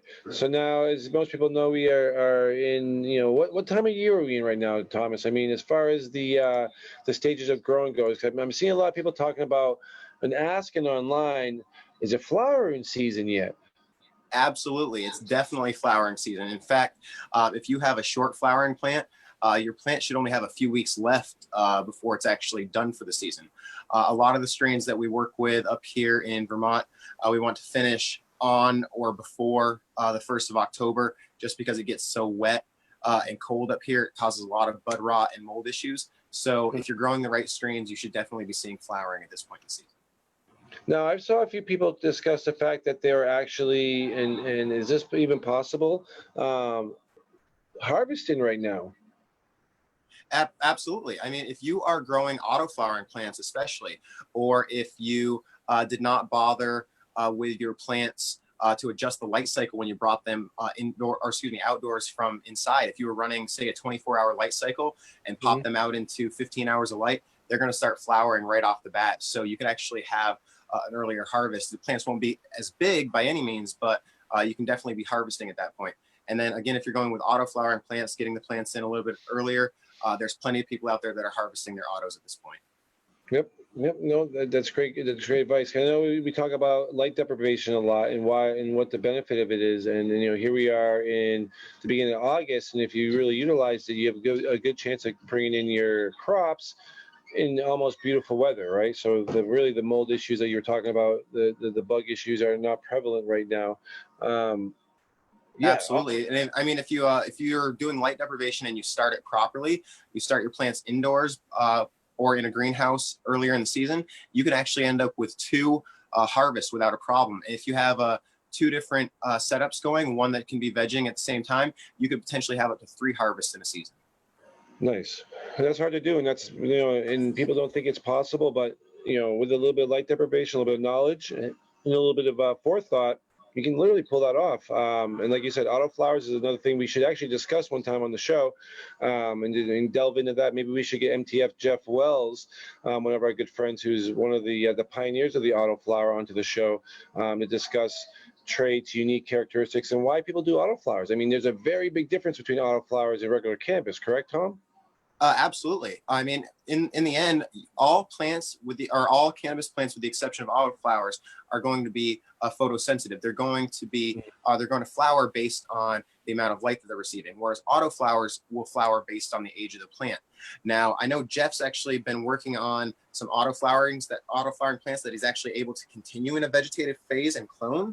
if I'm not mistaken, which is absolutely amazing. And I would love to get Jeff on here and talk to him a lot about auto-flowering plants, because there are a lot of growers, especially in Vermont, that say autos are not for Vermont. In reality, I'm not an auto grower myself, because I like to be able to save strains. And if I find a plant or a phenotype that I love, I don't want to lose it. So in that situation, I'm not a big fan of autos, but the idea of autos are not for Vermont is just not the case. And I think Jeff would be a big help with that, because Alaska is a lot like Vermont in the sense of growing. Well, in talking to Jeff recently, we were talking about seeing a trend of autoflower wants right now, which is unique. I mean, we talked about seed issues last year, and how the cloning industry kind of really took off this season, right? Because everybody wanted to know that they were going to get a female. They wanted to know that we're going to get the plant as described, right? Because Absolutely. as we talk a lot about going from seed, whether you're doing feminized or not. I mean, because there's a lot of different seed options out there for you, like we're talking right now. You know, you get auto flowers, you get feminized, you get non-feminized, and there's different ways to make non-feminized seeds. And like we talk about a lot, Thomas, and you've been involved in some of these nightmares where, you know, they're not all, you know, it's not 100%, right? There's numerous cases where people are saying, oh, we have feminized seeds. And in fact, they're just either regular seeds that were pollinated by a stray male plant, or were feminized seeds that were created via a hermaphrodite process, or improper use of a feminization process. Stressed plants.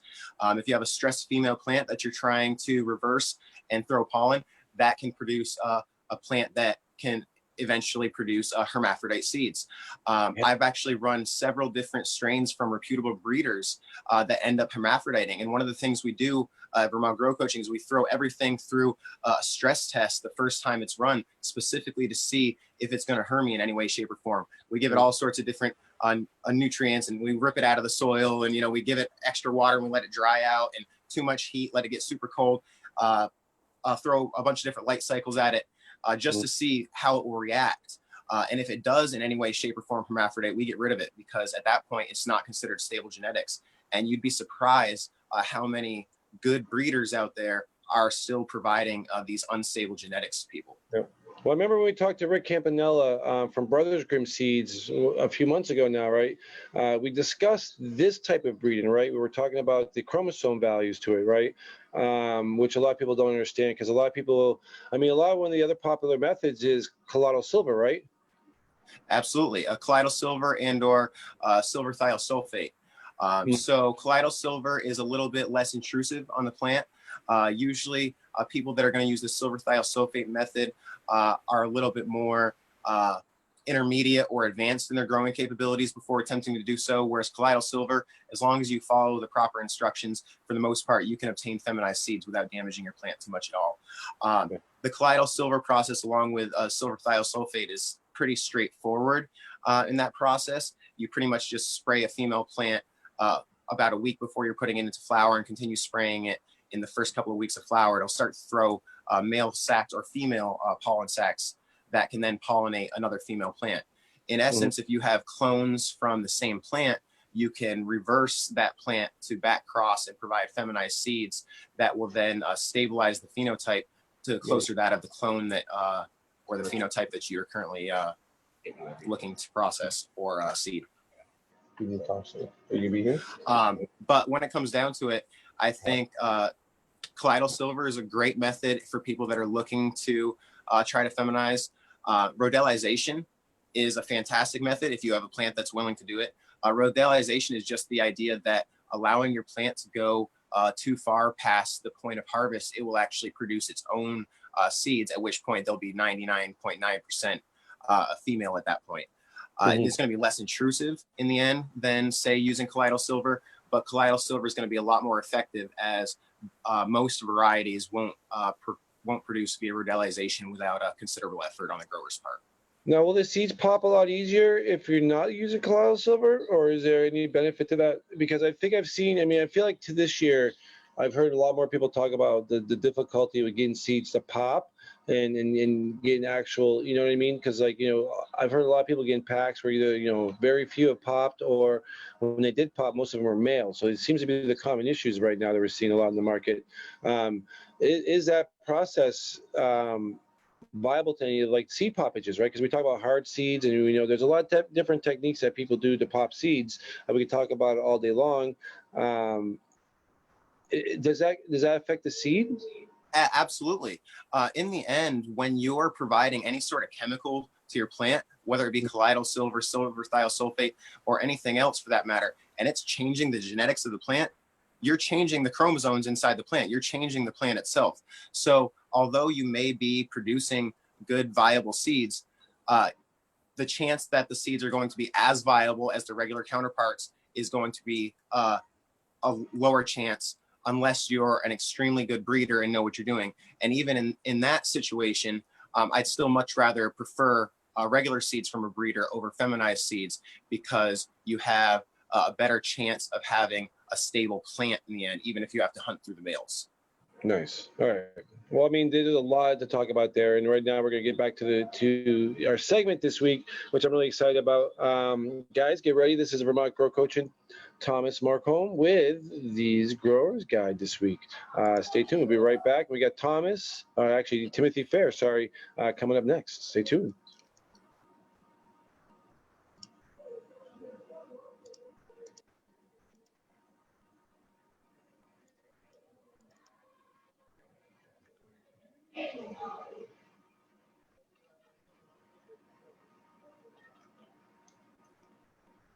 No audio, Joe. No audio. What is going on here? You know, if everything could go wrong today, no, I'm kidding. This has been a fun day. I can't complain. We're down here at Strip Entertainment. I don't know what we have for an audio issue right now. Let me see if I can do a few things here really quick to see if we can recapture this audio, and we'll just do a quick replay here, because I know you guys can hear me. So let me get us back to our screens here, and there we go. Still no audio.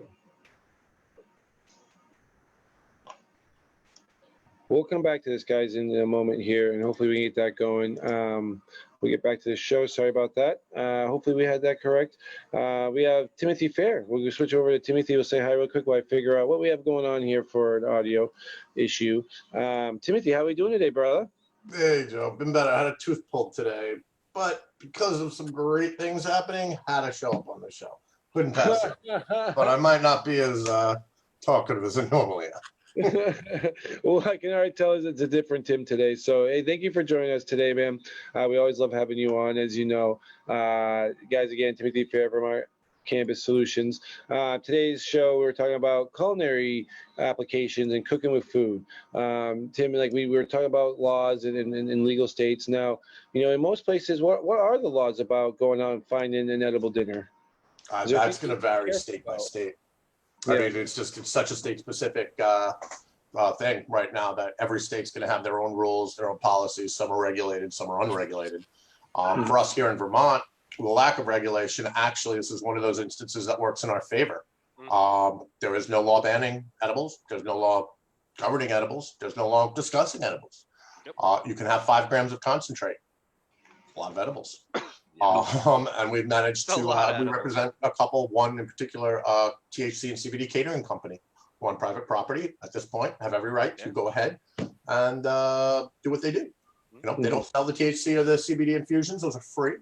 Those are, you know, infused sauces, infused ketchups, infused on the side. And then you have your catering buffet spread out. And then people can choose to add those infusions if they choose.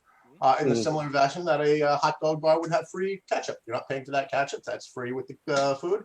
So because of the lack of regulation here, we actually have quite a blown up market for it. Other states have, you know, passed regulation, especially legal jurisdictions. So you really have to look state by state at this issue. But cannabis catering, man, Chef Rodney, that's incredible. It's a great area to get into, and it's a huge, huge market. A lot of people are really interested. Absolutely. So here in Michigan, it's interesting because we're pretty lax in a lot of things. So as far as CBD, if you put CBD is not even a question.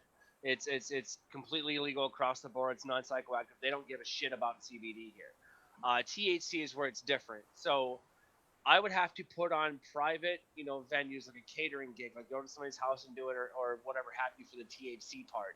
Again, can't charge for the THC. It's got to be in the sauce, like you said. You're not paying for ketchup. With CBD, it's a little different. So I can do whatever I want, basically, with CBD. So I've decided, well, my show is going to be not just cooking with THC, man. I want the health benefits of CBD too. So that's where we're really going to start here in Michigan. I hope here soon in the next couple of months to just start going state by state and worldwide. So Tim, it sounds like I'm going to be calling you a lot to get some a little bit of heads up and be like, hey, can I cook this in this state legally or something? Anytime, man. I mean that. Right. I seriously mean that. Anytime you give me a call.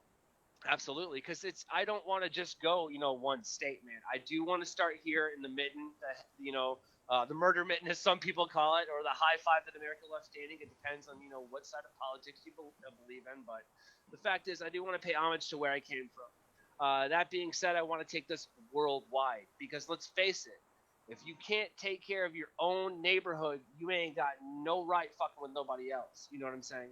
That being said, I want to, kind of start the dinners, like I was saying here, and then go around the world and teach people how to cure from this, and teach people that, hey, the stigma isn't placed for no good logical reasons, there's no mortality rate to this plant.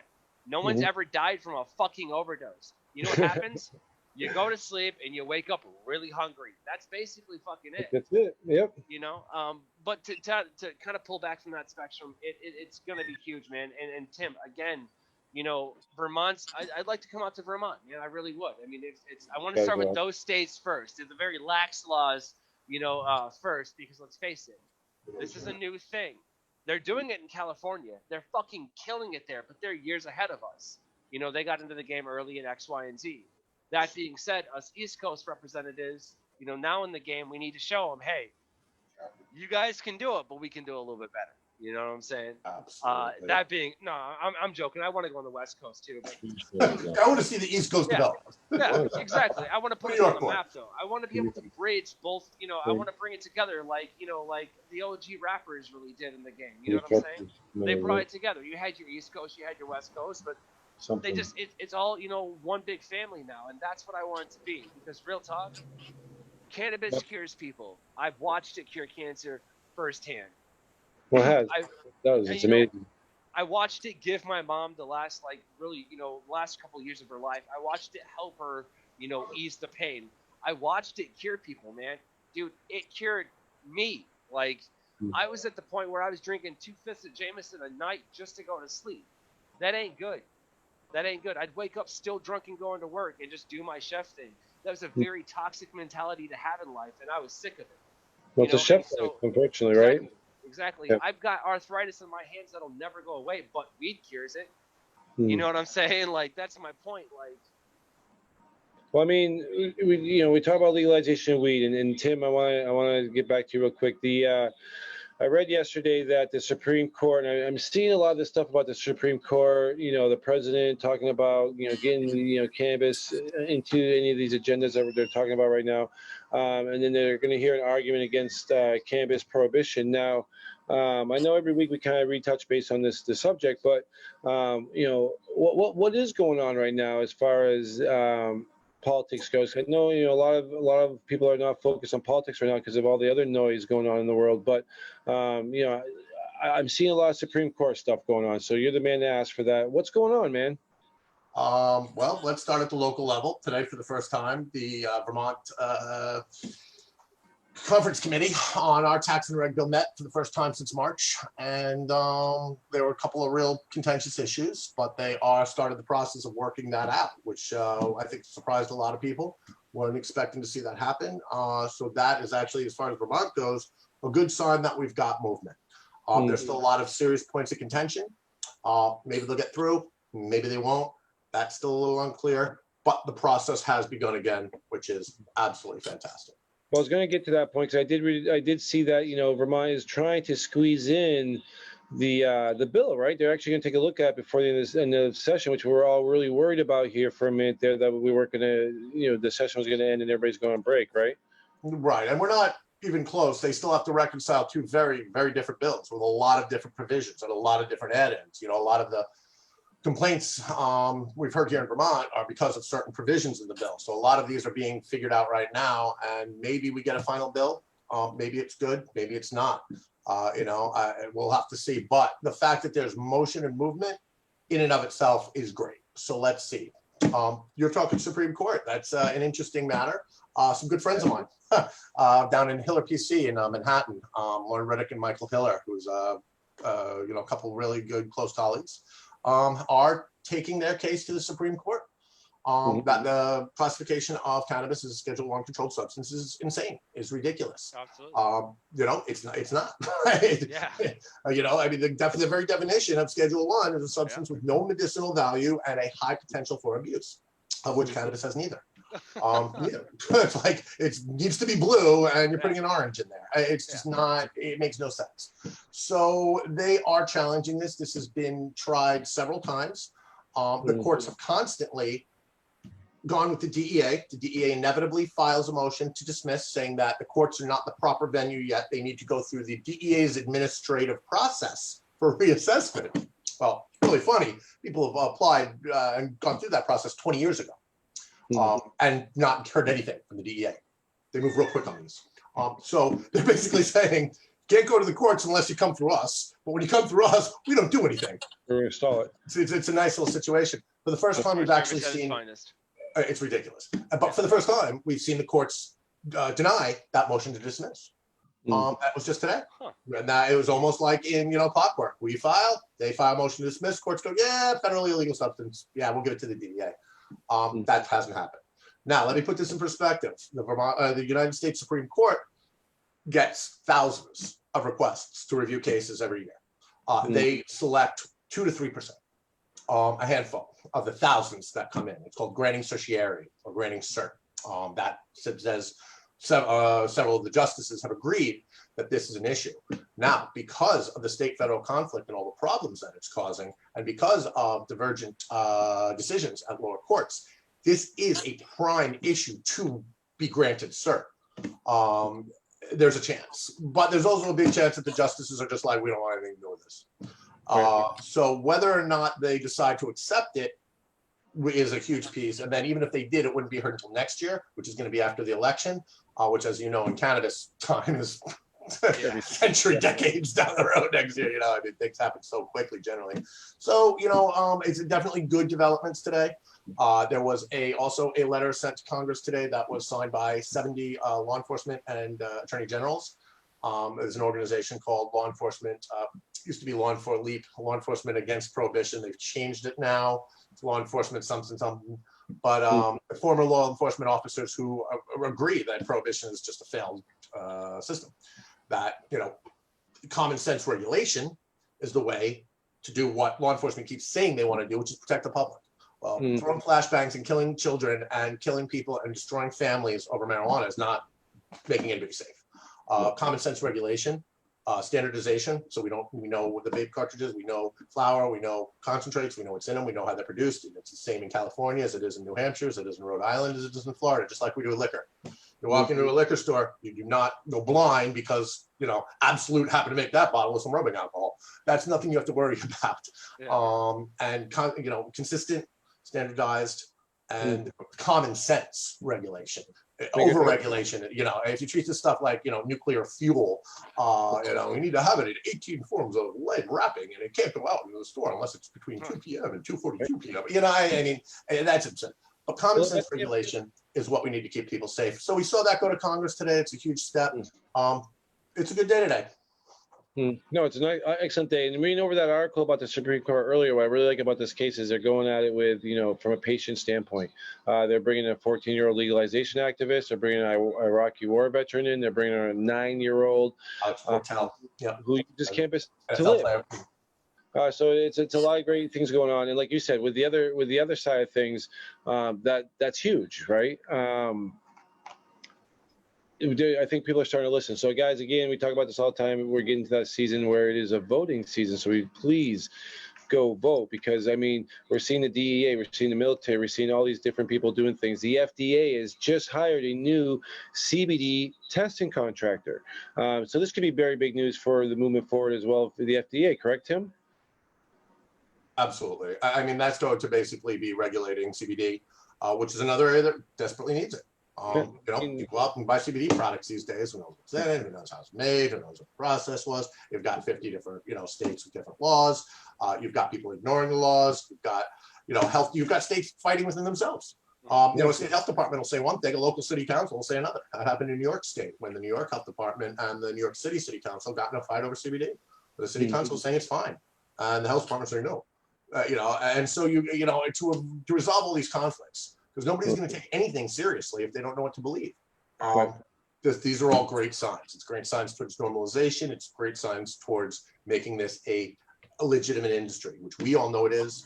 But there are still steps that need to be taken, and these are the ones. So today, it was a lot of positive signs. Well, I think the one thing we don't talk about a lot is, and it's one of our biggest issues in the industry is, fraud, right? Like, or replicas or copycats or, these carts, like you mentioned carts earlier, the whole cart issue last year where we're finding, people can go on Amazon and buy cart products and put whatever they want in it, right? With these types of regulations and laws set in place, that's what we can eliminate in this market, correct? Not eliminate necessarily, but I mean it would be a lot harder because now we have we'd be able to have structured laws and rules and regulations that we can go after and basically trademark trademark stuff, which we can't do right now, correct? Right.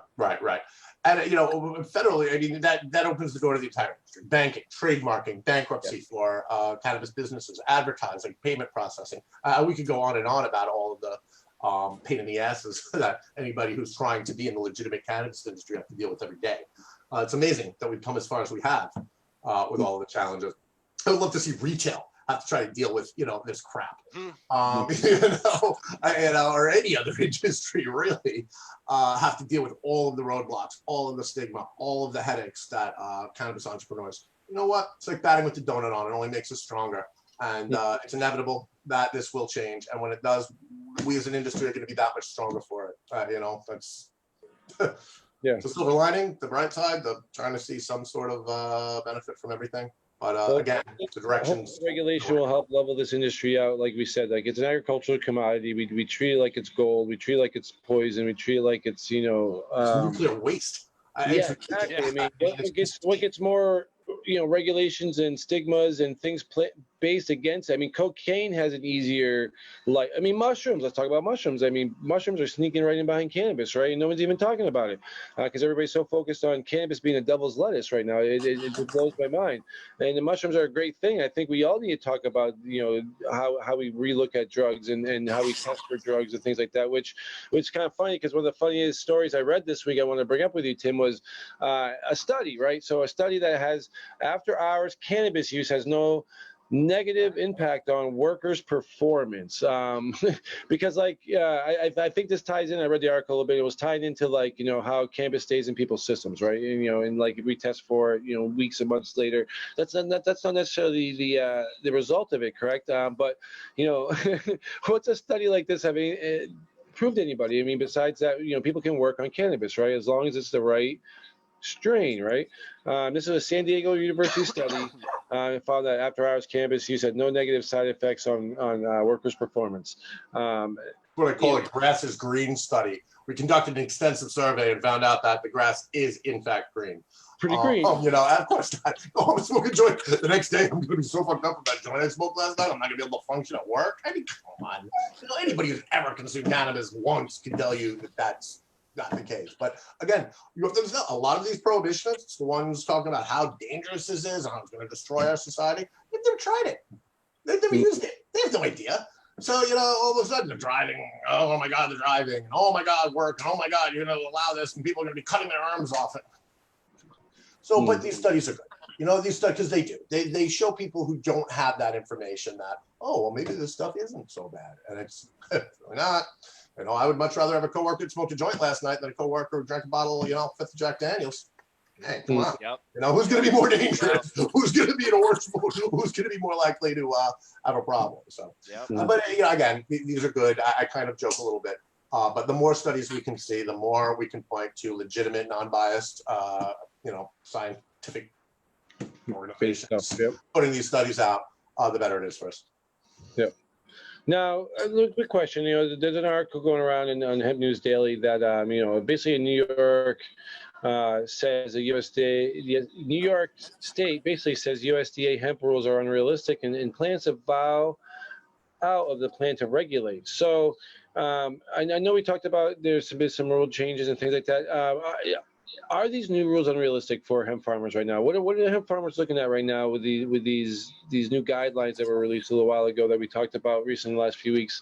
Is it unrealistic? Is this something that we should be concerned with? Is this something that all hemp growers should look into and make a voice on? Where do we stand on this? So some of the regulations are, some of them aren't. It's not a zero-sum game. It's all good or all bad. People get locked into that. There's some. I mean, the 2018 Farm Bill is fantastic. The fact that it removed hemp, cannabis containing less than 3.3% THC off the controlled substance list is huge. Now the USDA comes out with some regulations. Some of them are fine. Some of them are absurd and just simply will not happen. I mean, they might as well, tell us to grow wings and fly because, the sampling requirements, 50, everybody's going to sample and must sample 15 days before harvest. They originally required DEA certified samplers but they've already backtracked on a few of the more absolutely absurd provisions. One of the big issues that a lot of states are having is the total THC. A total THC limit, which is of course, Delta 9 plus a percentage of the THCA, which is unconverted. They're saying that total must be less than 0.3. That's impossible. It's impossible. It's absolutely impossible. If you had to destroy every hemp crop that had a total THC of 0.3, we would have no hemp industry. So that particular provision, and what a lot of states, Oregon, the more, savvy hemp states have, like Vermont has, is put up 1%, which I still think is ridiculously low, but at least it's doable. Cultivators can meet that 1% total THC standard. There's no way to meet a 0.3% total THC standard. This is not. So, New York is trying to put pressure on the USDA to reverse that. They're not just going to simply shut down their hemp industry, no more than Vermont is. They, like Vermont, are currently operating on our previous pilot program, which USDA allows. So that's why here this harvest and up until the end of October 31st, states can operate under their old plan. So that's what all states are doing. What everybody's looking at is, what happens after October 31st? What happens next season? And I think this is, New York trying to exert pressure as the, level of their economy certainly can, to get the USDA to make more changes. You got rid of the the DEA required samplers. You got rid of the DEA required labs. Now let's move this 0.3 to a more rational 1%. I can't believe I'm saying that's rational, but compared to 0.3, it definitely is rational. 3% is where it really should be. Nobody's getting high on anything that's 3% or less, no matter what, no matter how low your tolerance is. But again, in the interest of compromise, in the interest of getting things done, 1% would be enough to allow the cultivation. So we'll have to see. I mean, again, if the USDA sticks to that total and that 0.3 in the total percentage, that's going to be a problem. That's going to be a big problem. Yep. I mean, it's amazing to see, and what I want people to reiterate on this subject is this is New York, right? I mean, this isn't like a law firm. This isn't like a group. This is the state of New York, right? It is the state. This is their state agriculture department. I mean, that's who's spearheading it. But it is. It represents the state of New York. But New York, knows that they've got a lot of weight. They're a heavyweight state. They're one of the largest economies in the world. They've got a lot of power behind them. They've got a lot of political power behind them. They've got a lot of money. They've got a lot of resources. They're very important from, California, Florida, New York, Texas, maybe. But those are the top. And so the fact that they can have that ability to exert some pressure on federal agencies, I'm glad to see it. And there's a lot of bipartisan political will for the hemp industry. That's why I do think this is going to get changed. I'm not as concerned about it at all. When you've got, blue states, red states, all states, Kentucky, Mitch McConnell, that's one of the most important people in our legislatures, unfortunately, happens to be a very big supporter of hemp because Kentucky needs to replace their tobacco economy. Tobacco's right down the tubes. Nobody's smoking cigarettes anymore. That needs to be replaced. They need a farm product. Hemp is perfect. So, you know, he doesn't want to see this happen. And if you can get anything these days where you have bipartisan support, most of the time you can see something get done. This is one of the few things I do actually, maybe stupidly, but have faith that we might see a change in the right direction from our federal government. Yeah, hopefully we'll see this. Maybe. I love seeing the steps and the bigger people now, the state stepping up, and like it's just, you know, we're getting closer and closer. And we talk about a lot with, there's a huge amount of bipartisan support for this, for cannabis regulations and legalization, right? Descheduling, however you want to say it. There's a big support for all that. Now, that being said, another thing I want to talk about was veterans, right? Didn't we just have a big thing go down this week with veterans? But I'm not 100% sure on. What are we discussing there? I haven't read it. We have it written up here where they. Hold on one second. Where's my thing on that? Yeah, we're talking about veterans up into the state house being allowed to. Where's my note? I just had it and I buried it because I thought I was going to remember it, but now I'm just stoned. I got to give a big shout out to these guys here for Straight Up Entertainment. Usually we do the show from a location. As you guys can tell, I'm in the studio right now. This is a recording studio of the Wu-Tang Management, so give these guys a big shout out. I have a lot of people. The comment threads are going great today. I don't know if you guys who are involved in the show, who are watching the show, you know, if you guys are there, feel free to comment. Try and keep up with you guys and get your comments in there. So big shout out to Campbell Giggs, who's been all over the place on here. And he was the one that you know, he was asking, did they make the executive orders the other day to make cannabis legal for vets? And that's a misconstruction. That didn't happen, right? Absolutely not. This is an issue because, again, coming back to federal law, veterans and our military, our servicemen and women, are unfortunately held under a federal standard, which is why the VA, there's been so much resistance to medical cannabis because, again, federally controlled substance, Schedule I controlled substance. As ridiculous as that classification is, as absurd as that classification is, and as wrong as that classification is, you still have it as law. So whether it's right or wrong, military hospitals, the VA, which is a federal agency, all federal agencies, anything involved in the federal government is going to be viewing cannabis as a Schedule I controlled substance, unless it's hemp. So, you know, anything with THC there, but at the state level, you know, these state veterans associations and agencies, you know, and especially in legal states, are saying, are you kidding me? Oh, we have NEVO, which is New England's Veterans Alliance, which is trying to do some fantastic work for New England veterans in terms of legalization. But ultimately, the VA is still a federal institution, and they are banned from doing. There have been provisions that have been trying to change this. The House, I believe, has passed something. Again, dies in the Senate because of our current leadership. And again, there have been movement made. We have seen CBD start to break through that barrier. But we've also talked about this before, Joe. The military itself has a very, very, very hard, fast, zero tolerance for any type of drugs, including marijuana. If you get caught with marijuana while you're on active duty anywhere, you're getting shipped home. You know, you get caught with alcohol. They don't mind that so much. You'll probably, you know, get punished in some way. But you get caught with a joint, Afghanistan, overseas, Middle East, anywhere else, you're on the next plane home. Yep.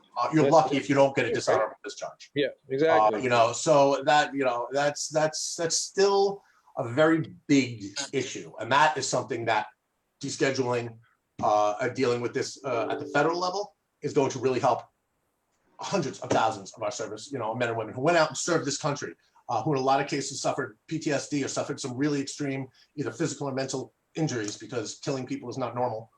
Seeing your buddies blow up next to you is not normal. That's not what humans are supposed to do. And that has some real serious ramifications. Cannabis can help that. Because of the federal illegality, a lot of them are being denied access, and they're scared. They're scared if they do and they test positive, they might lose their benefits. They might lose, you know, what little assistance they've gotten.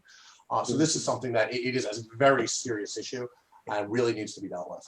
But we're not quite there yet. But there is, again, we're in the right direction. Right.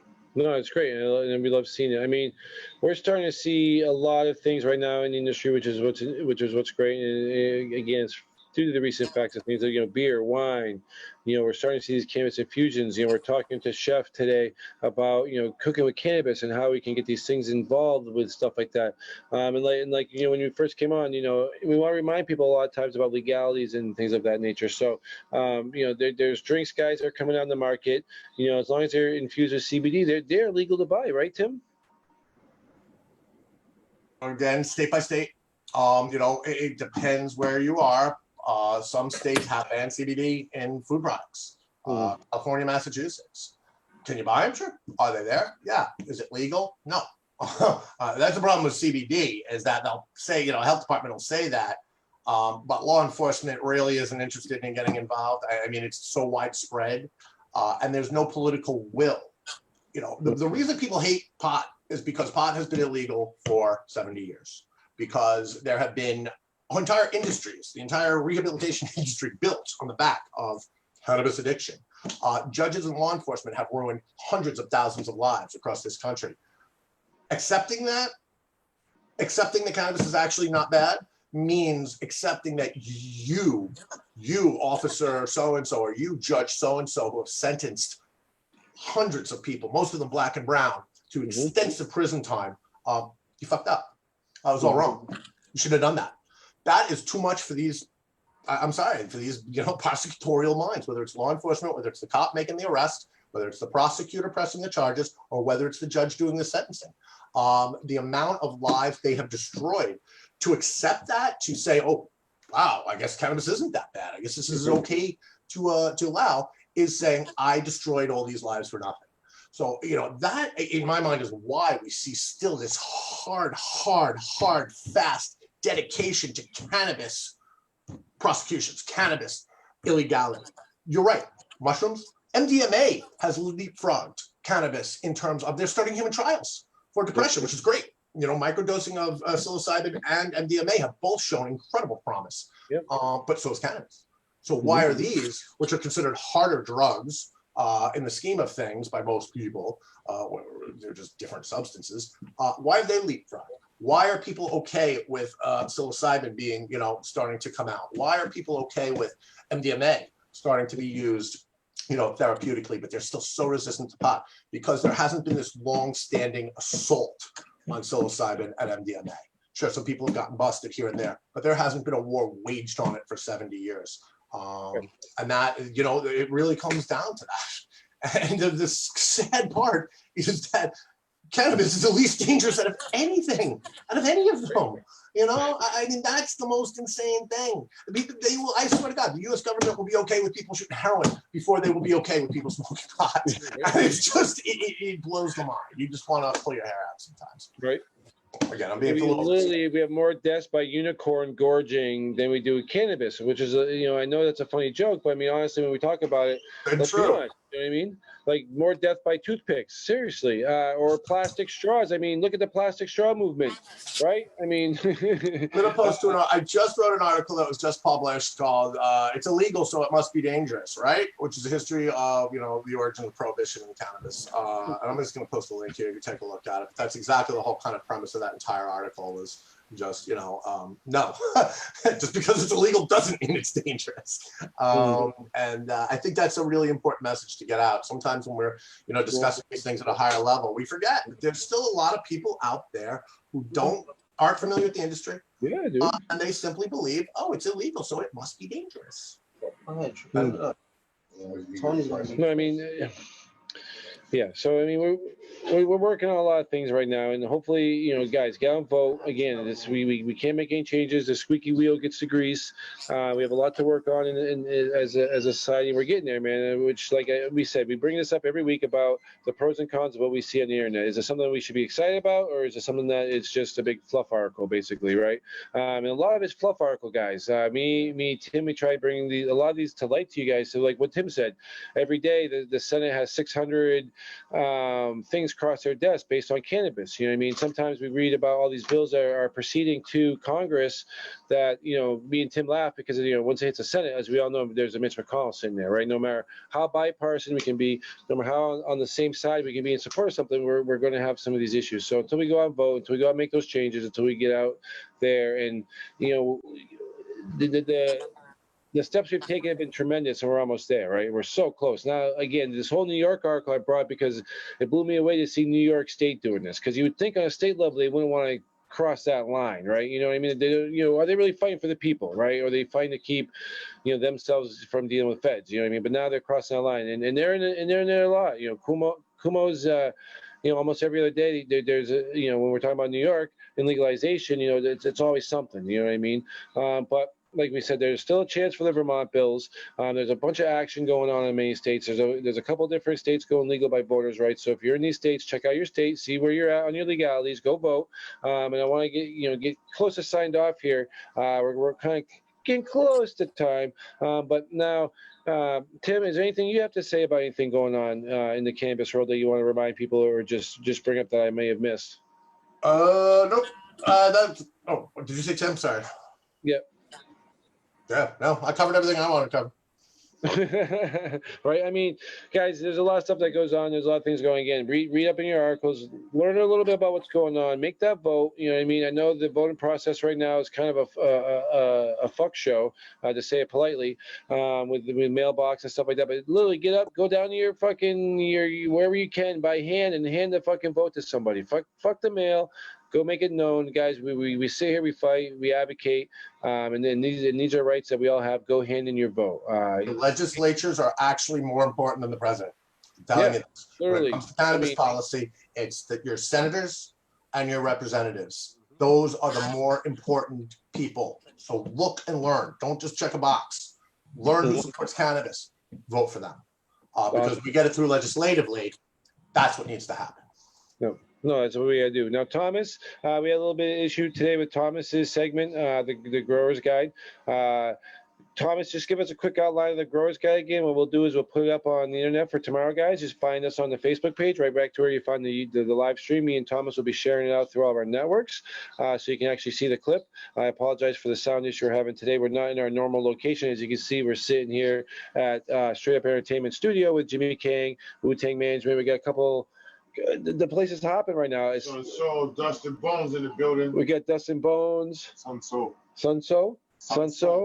You're going to talk in a minute, right? Yes, sir. All right, guys. We're going to get a couple guys up here towards the end of the show. When we cut it off, they'll talk about some projects they're doing here. We have some, hip-hop culture in the house today that's cannabis supportive. We're all rolling blunts, right? Yes, this is how we do it. So Jimmy Kang, big shout out to let us use the studio today.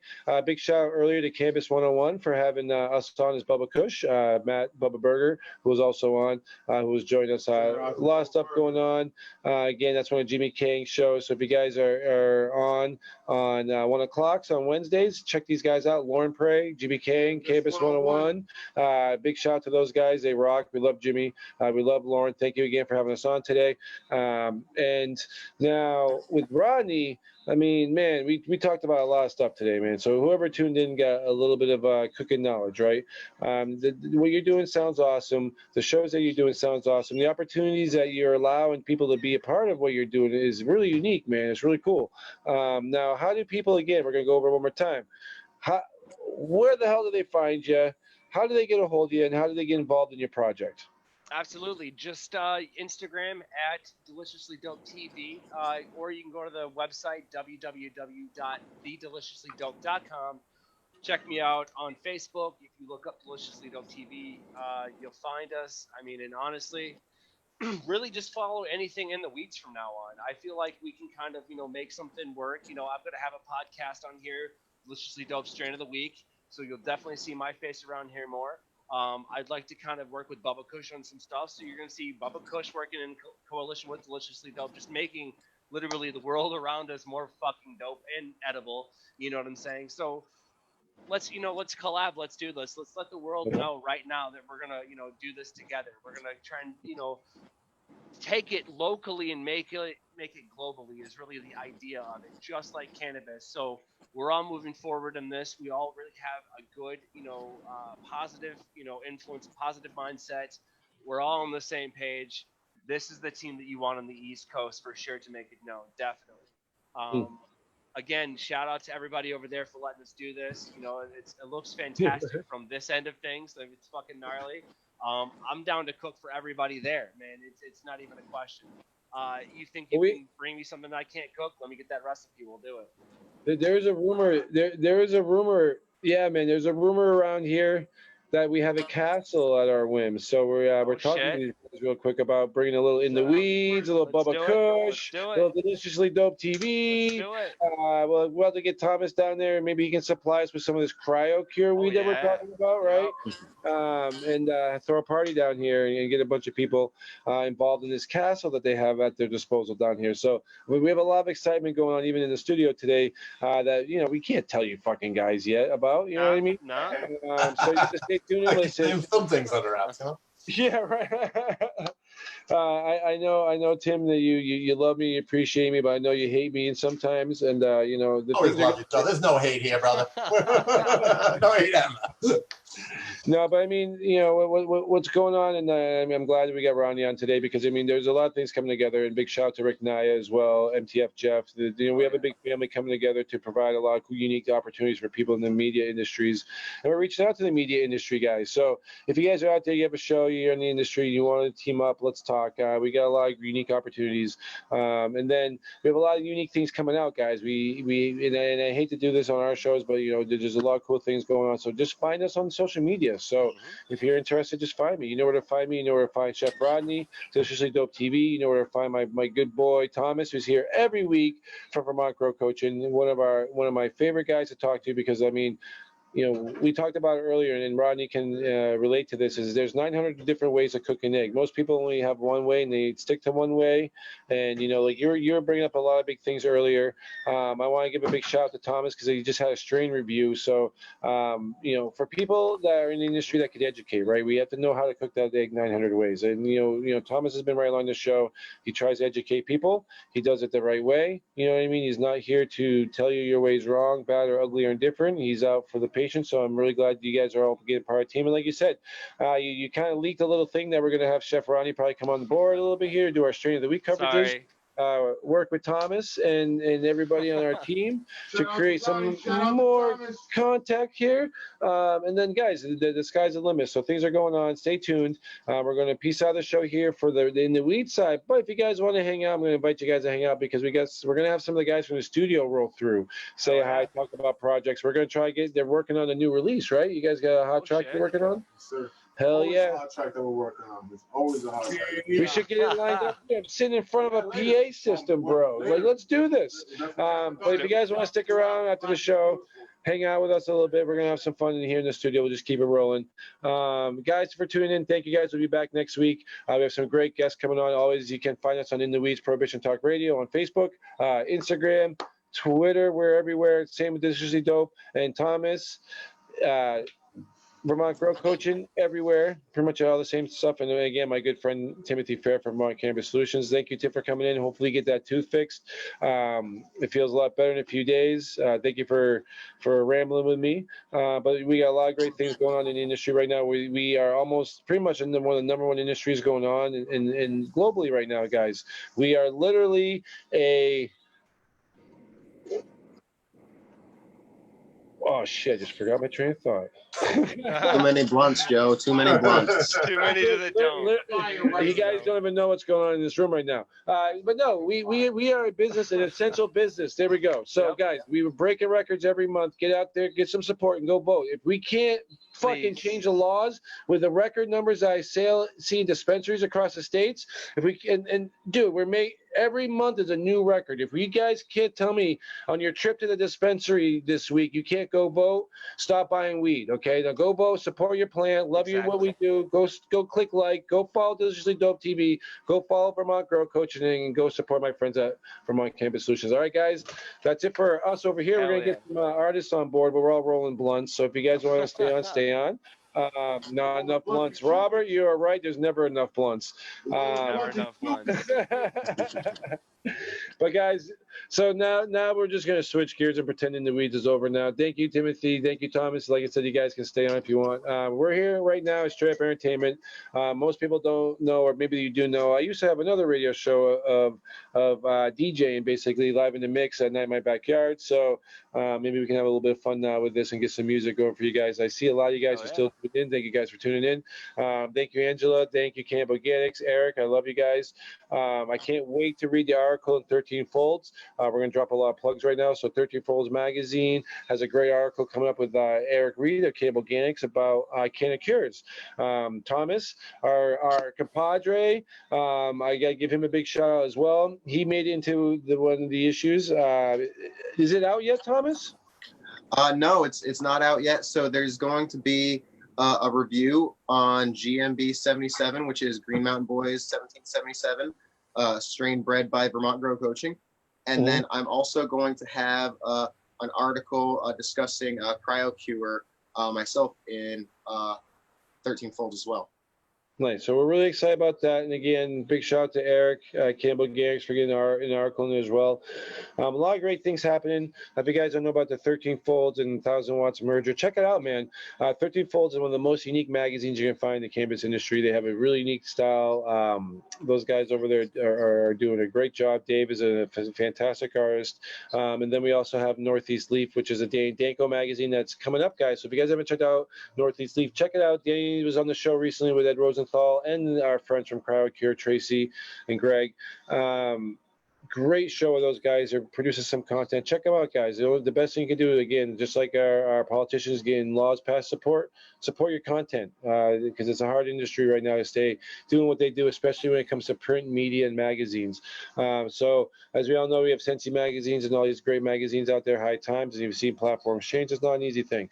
And I just want to say huge congratulations to you, Thomas, because that's kind of an honor, man. I'd be really fucking honored if I got some weed in there. And now I am definitely honored, and I want to give a shout out to the people that helped me get in touch with the right people to make that happen too, because between yourself and the people over at 13 Folds, Missy, I definitely appreciate the help, and it's definitely an honor to have a review on the strain. I've worked really hard on it. Everyone seems to love it, and I'm ready to share it with the world. I can say to everybody that the cryo type cure that you do on it, the genetic itself, again, I'm a huge skunk fan and a cheese fan. So you want to be my friend? Come smoke some skunk and cheese with me, right? But I do appreciate everything else, which is great. Man, just congratulations, man. I want to give a big shout out to Missy over there for really just going crazy in our industry right now. She's taking a full charge. She's got products. She's reviewing. She's doing a lot of great things. She's actually got some of the Bubba Kush, the mist, and she can't get enough of it. So again, big shout out to her. Love what she's doing. Thank you guys for staying tuned. Where did everybody go? I thought we were getting some music going. I should have brought my decks. Right. Smoke that, yo. This there we just. All right, so we got more blunts coming, guys. Thank you guys for tuning in. Now, one thing I want to put out there now that we're kind of like half off here, but we're here. We got some tuners listening, and I see people of the streams going. We're going to be launching a 24/7 podcast network here in the next few months. If you're a content provider, if you're somebody that has aspirations to do a podcast, if you're somebody that wants to and doesn't know how to get their marketing or their business out in front of somebody, reach out to us. You can reach out to anybody pretty much on the screen, and then you'll find out what's happening, what's going on. We are really trying to do a huge shift in the market and change and offer services for marketing and service for content providers, especially content providers, because as you see all these shows on the internet, as you see shows on Facebook, you have to realize nobody's making money. A lot of people are putting their lives, their livelihoods, their financial stability on the line to be an activist for cannabis, you know what I mean? To get the word out there, to help break stigmas, to help teach and educate people. Like you heard Rodney and myself and Thomas, we are hardworking people to make sure that you guys get the information that you guys need to get so you guys can do better for yourselves. So believe that you can. If you want to be a part of a 24/7 podcast network that can project your content to millions of people and have multiple outlets, including magazines, billboards, things of that nature, let's talk. Just reach out to any one of us. You'll be able to find Deliciously Dope there. You'll be able to find Thomas Morcombe there with his Grower's Guide, and what we're going to develop for him there. He just doesn't know it yet. And you'll be able to find In the Weeds, the Rick Naya show, Dr. Uma's shows. Like, we're going to be producing some cool shit. And shows all over the country. So it'll be accessible all over the country. So that's a cool project that we have going on. What's up, Rob? Boy, I feel like I'm in the dark.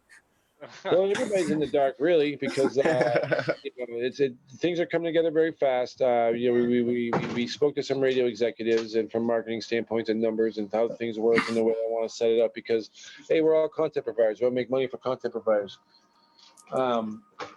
That's what we want to do, right? Oh Jesus, that's my phone. Sorry, guys. Here. Let me excuse myself.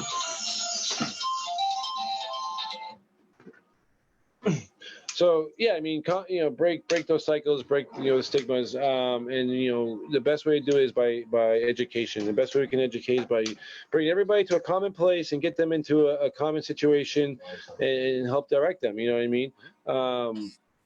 Obviously Deliciously Dope has a video TV style that will work great for any platform. You know what I mean? Cannabis 101, which we were just on with Jimmy and Lauren, another great platform. They have radio, and like we talk about all the time, what are our extensions to radio and magazines, and what are the life expectancies of magazines? We were just talking about magazines, right? Like in today's market where everything's done on your cell phone, literally we stream everything.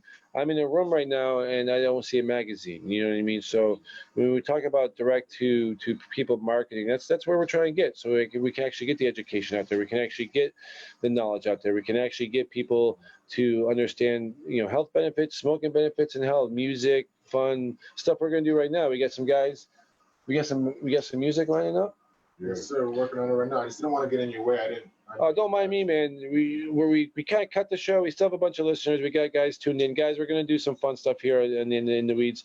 We're going to get some guys to perform new music, talk about cannabis with us. Rodney, you can stay on. Thomas, you can stay on. If you guys want to bail, I understand.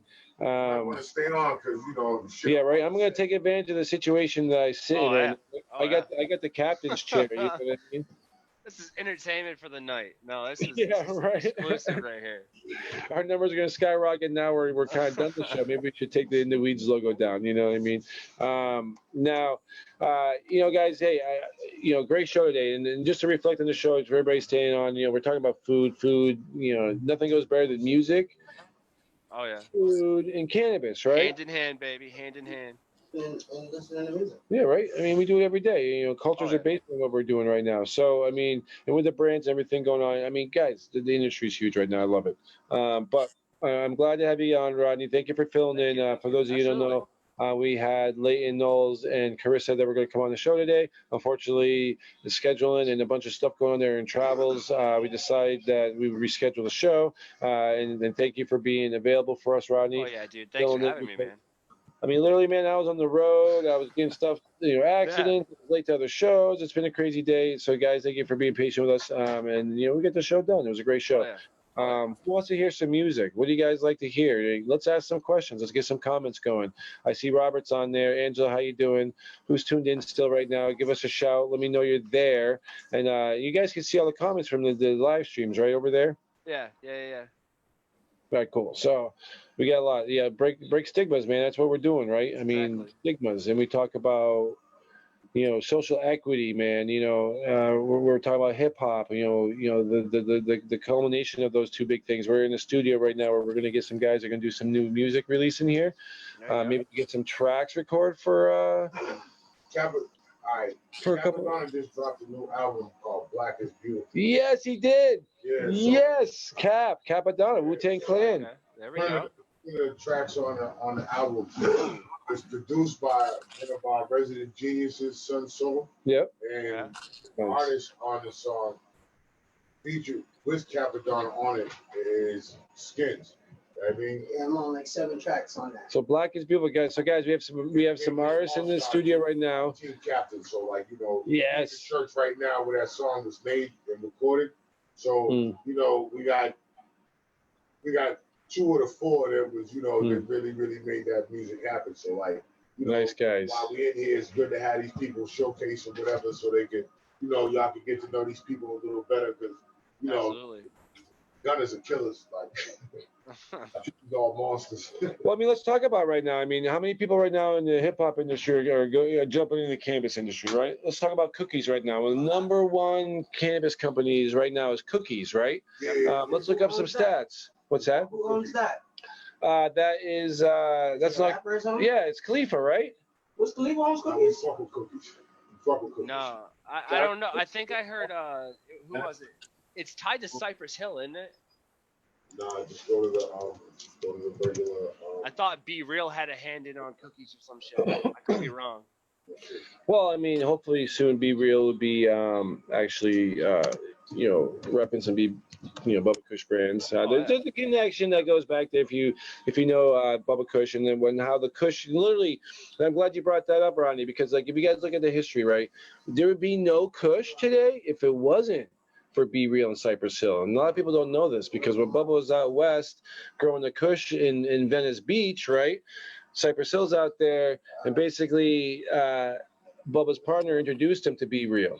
So a lot of those first couple of albums, the amount of times they say Kush and drop the Bubba Kush and speak about cannabis, and that's all Bubba Kush weed, right? It's all around the time that Be Real and them all met. Yeah, so this is when the OG starts. So the Bubba came out in 97. So back in 95, 96, you know, the early 90s is when they all started hanging out because the strain, you know, these guys came from Florida and went out west. And when they went out west, you know, all Bubba and his group. So there's an OG collaboration behind the Kush, right?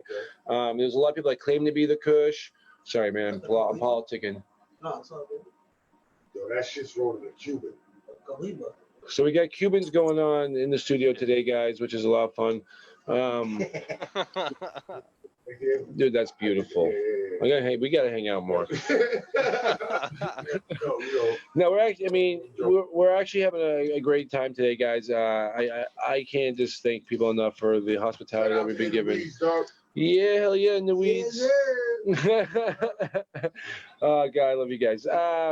So, you know, we're seeing, you know, a lot of hip hop and a lot of like actors, right? So I mean, and here we are talking to Chef about, you know, cooking dinners, and we see a lot of these dinners being cooked for these kind of people. So there's a lot of interest from those areas. We're seeing like Method Man's coming out with strains, and what I love happening right now is like you just said, Cap just came out with a new album, right? Meth is on a new joint, which is fucking hot. Right. We got DMX trying to make a comeback. He's got some taxes to pay, right?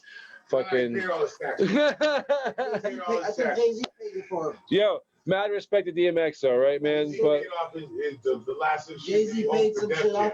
He gave the last commitment to the Def Jam. Shout out to Jigga, yo. dude, but that new joint that they just dropped, man, that's homage to some old school shit. Yeah, you know what I mean? We signed their whole roster. Did you see like, that? They brought everybody back. So everybody to a project. Shout out to the Double R. Shout out to the Ghost, yo. Yes.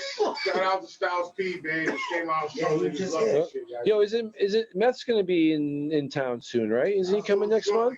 I can't stay off the record, on the record. Maybe it could be possible. Oh shit! You know what? You know, I'm sorry, man. you know, I just seen Method Man versus Matt Hoffa on some shit. That shit was crazy.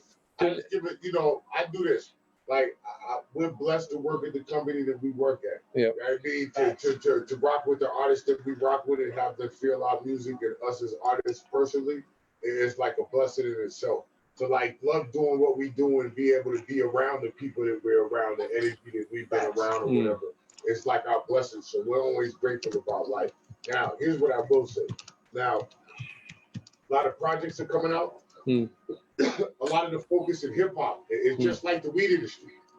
Yo, pull up a chair. Let's talk about hip hop and culture and weed right now. You get a bunch of strains. You get a bunch of goofy shit, right? You get a bunch of colors, a bunch of so and so, such and such is right. And then really you eventually go back to the classics, the shit that really makes shit really right. It all comes around, right? You roll this shit up and you put so happen to set some fire to this shit. Like, you know, it's gonna burn the shit out of the fucking ceiling. And you don't need nothing to nobody. So like hip hop is going back to the trend of that. Like, you know, it's not just the the average beats that are just gonna make it. It's not just gonna be the average word player. You just being able to say some stupid, goofy shit. Or you just talking about some goofy, non-existent shit. It's gonna be about some real shit. And the people that are really saying it are gonna be really saying some shit, or we're gonna get the motherfuckers out of here. Because, like, you know, we had enough of the goofy shit. We got enough of the goofy presidents. We got enough of the goofy politicians. We got enough of the goofy police. We got enough of the goofy laws. Time for some real shit. No, seriously. I mean, we talk about the social, the laws is the biggest thing, right? And it's not even laws. We all have, you know, laws that protect me and you, but are they treated the same way, right? And that's kind of what I want to chime in on. You know, I mean, the laws are there, right? But like, it's how we enforce these laws, right? Like we talk about, you know, that's where the equity comes into play. That's where, you know, God, people from Vermont, stop calling me. That's what you get when you use a phone for a camera, right? But no, It's not me. These are serious issues, though, right? I mean, but it's not all right. It's not how you. It's not the laws that you have. It's not how you enforce them. It's the equality of the law. Yeah. Like, if you don't have equality, right? Here's the thing. First off, equality doesn't come from you got some money, I got some money. I'm fucking famous. It's still, I'm still black. Like, I'm red on top of that type of shit. So, like, you know, still anywhere that I go, I know me and you is in a car, no bullshit aside. And motherfuckers like my music, they like my jokes. You know, I have a tendency to clean up well and clean cotton, all that type of slick doohickey shit. But at the same time, if I get irate at a motherfucking car or the motherfucker ain't bumping my music and his shit or didn't just come from my show, motherfucker, I can still get blasted. It's not a fucking joke. It's not a game. It's not a fucking movie. You know what I mean? But equality is when the same laws apply for everybody. If I'm breaking a law, then that law applies to me just the same as you. You shouldn't be allowed to chase a fucking police trooper around a fucking car with it. He's no matter what you are, right? Him around and you're butt naked with a fire hose. That shouldn't be going down like that. No. And you're wanted for murders in 3 different states. But I could just be walking down the street to just go get a Dutch. So I can go smoke with another person so I can connect with another human being to not cause violence, to make the world fucking better. Right, and because you're wearing a hoodie, I could be things sending my change, intern which is to the store to ridiculous. just go get Dutchess for us while we sit and smoke, and he get blasted because he a young black dude, but he played ball at a college, but ain't nobody giving a fuck about what he do. He just look like a young black dude running. No, the laws are different because at the end of the day, that's not equality. There's still people that are like. Well, I mean, you've been around a while now, right? You've been in the industry. You've been doing your shit. I mean, you must have seen a few generations of equality and changes and stuff like that, right? Where do you think we are at right now? I've seen multiple generations of inequality. Yeah. This is what I'll say. I've seen black presidents. I've seen, you know, black billionaires. The first black billionaire was one of my idols. That was Reginald Lewis, the dude that owned T.L. Beatrice. He was like a dude, a lawyer that from D.C. and just got his own, you know, he just hustled. Yeah. I respected dude. Like, not because he wanted to be flashy or whatever, but because he just really wanted to do what everybody told him he couldn't do. You know what I mean? Like when they told him he couldn't make partner, I'll go get my own firm. He made his own firm. Shit like that. Like, I watched all this come from where hip-hop was supposed to be something where they were supposed to just make dime because we pissed disco off. You know what I mean? We didn't even get played in discos. We got played in, like, gay punk rock clubs when it first come out. That's why you see Melly Mel and Spikes and all that weird shit. Like, you know, people think they hear melodies now and they made some genius fucking move. I got a fucking genius sitting over there in the fucking corner. Like, this dude makes music from fucking nowhere. Like, learn how to play instruments. Yo, did he make that track you bumped for me earlier?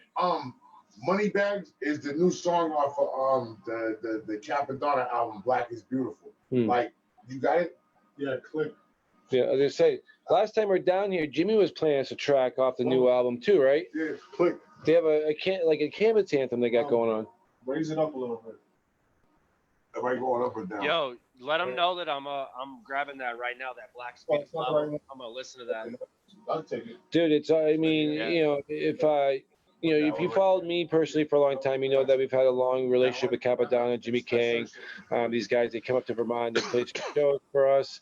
And, you know, we have a long-standing relationship with these guys. So, you know, being that we see these guys come in, supporting, yeah, dude, Rodney, we appreciate that for sure. I mean, absolutely. These guys can't do it without their support. We fuck with the community to a point like this.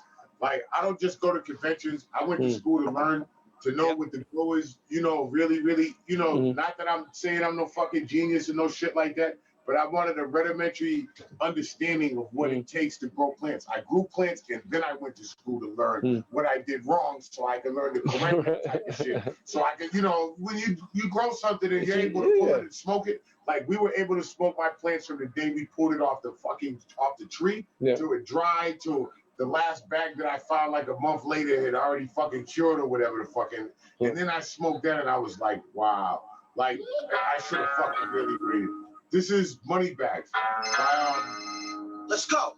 Okay. There ain't no competition or no opposition. All right, guys, so here's the new song off the brand new album, Black is Beautiful, Capadonna and Big Nate All-Star. We'll let you guys listen to it for a minute. We're going to take a minute.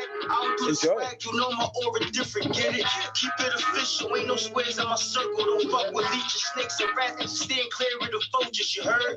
These dudes know my body. Shorties know my vibe. I ain't trying to take a man life, but he ain't taking mine. So stay calm or get banged on. Don't get posterized. But why do that when I can stack all this chicken? Push a flower when I'm whipping instead of sitting in the system. Digging what kind of odds is that?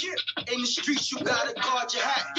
And these are artifacts, or you get left on the wall like an artifact. Know that? My bag ain't right here about this mic. I've been doing this all my life. My time invest, keep getting that check, cause you know I keep getting my best. My flow's deep and I'm from the street. I don't care about none of that stress. My mind is focused, new chain with a goldfish. So shit, but nobody can't hold this. I'm on with an old blitz. Love women like see me with an old chick. I get busy, I'm on my grizzly. Any beat throwing dog like a frisbee. I get it and keep my network assimilating. Come through freestyle, got him trembling. Come through freestyle, got him trembling. Come through freestyle, got him trembling. Black leather coat, yeah, got Timberland. New York, boy, town, that Timberland. Baseball, full clip. Money bag, money bag, money bag, money bag, gotta move hits. Shit. Money bag, money bag, money bag, money bag, gotta move hits. Shit. Money bag, money bag, money bag, money bag, gotta full clip. Shit. Money bag, money bag, money bag, money bag, gotta move hits. Yeah. Money bag, money bag, money bag, money bag, gotta full clip. Yeah. Money bags and my girlfriend's a bank teller. She hit the vault, no questions, don't gotta tell her. The mission's to get it, we focus, she a stone killer. Hit you while you sleep, you ain't gon' fill up. Benjamins, Jacksons, Hamiltons, Washingtons. She don't care about no dead men, she be washing them. Everything's gotta go, don't care what it's costing them. Sitting courtside, C's game, yeah, I'm bossing them. Lawyers on retainer, cause the DA on some funny shit. Got bags of money, got no room for no money clips. Bottles after bottles, don't need cups, you can take a sip. Everything's water, told me dive, I'ma take a sip. Heard you moving nicks, let me guess, you let the K off. Ever since the layoff, I could never take a day off. Told me work hard, pray to God that it pay off. Money bags, man, I'm about to J off. Shit. Money bag, money bag, money bag, money bag, gotta move hits. Shit. Money bag, money bag, money bag, money bag, gotta full clip. Shit. Money bag, money bag, money bag, money bag, gotta move hits. Yeah. Money bag, money bag, money bag, money bag, gotta full clip. Hey, know that.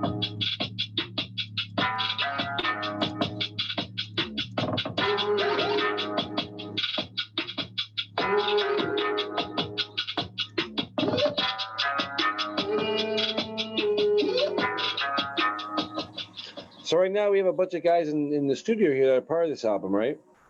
Yeah. Big shout out to this guy right here, right? That was phenomenal. I loved it. That was art. That was art. That's how, dude. I mean, the current state of hip hop to me is an interesting state, right? Like, to me, I'm an old school hip hop guy. Like, I love the old school, right? And we see a separation. You know what I mean? Like this Tetsky 6ix9ine stuff. You know what I mean?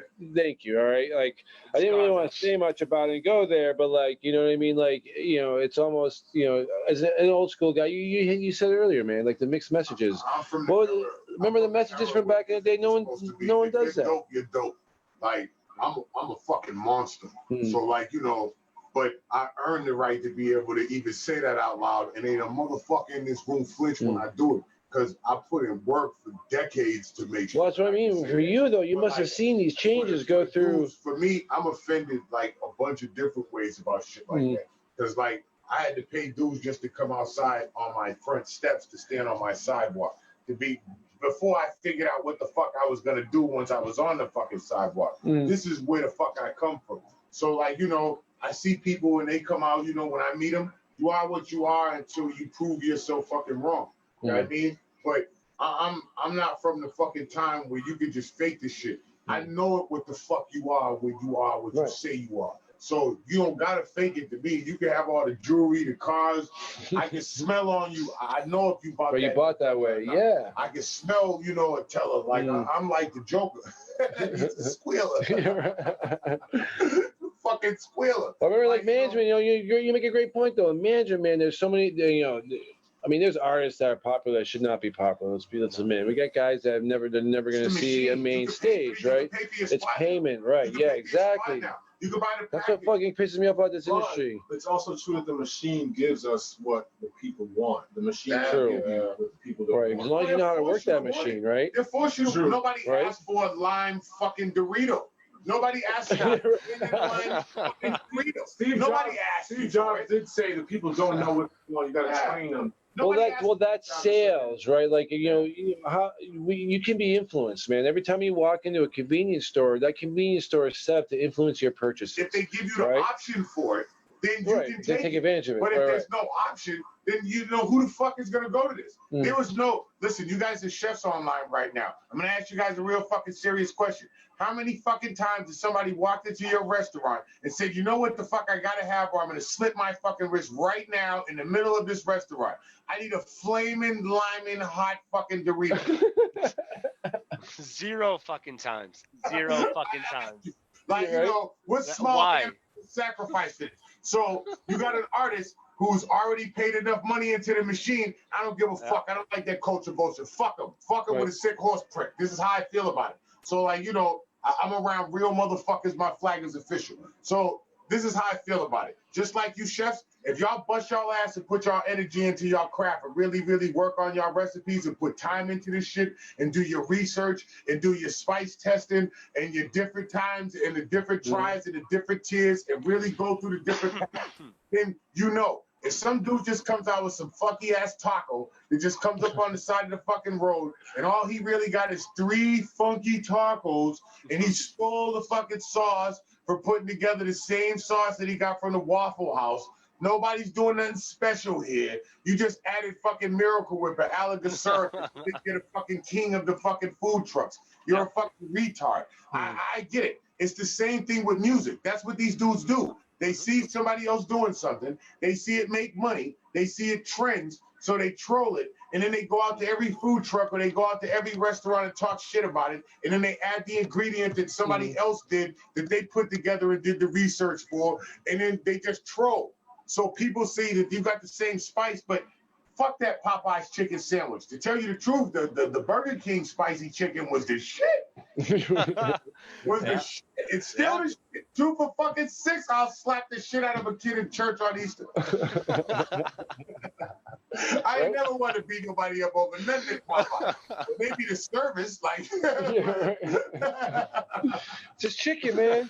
I just wanted some shrimp, like, you know, it's some red beans and rice. It wasn't that serious, right? Like, you know. But it's the same thing with hip hop. We in that state right now where everything is so mass produced. It's so easy. Like my little brother sitting on the side of me, like he don't just arrange music. Arranging music is when you take a bunch of samples and you place them on side of a computer. You put a timing mechanism or filters or some effects on some shit, and you let it play by the way that you have the effects. Composing is when you can actually play the music. You can actually play the instruments. You can do the computer shit too, because it's not no easy shit to do. Nobody can just pick that shit up and just make it sound right. We know motherfuckers that are in the fucking building that just and PCs all day, right? But 12 just ain't right because they don't got it like that. It's not in their ear and their internal metronome. But our little brother's a motherfucking monster. You know what I mean? We got another motherfucker on the side of us, cutest. These motherfuckers is monsters.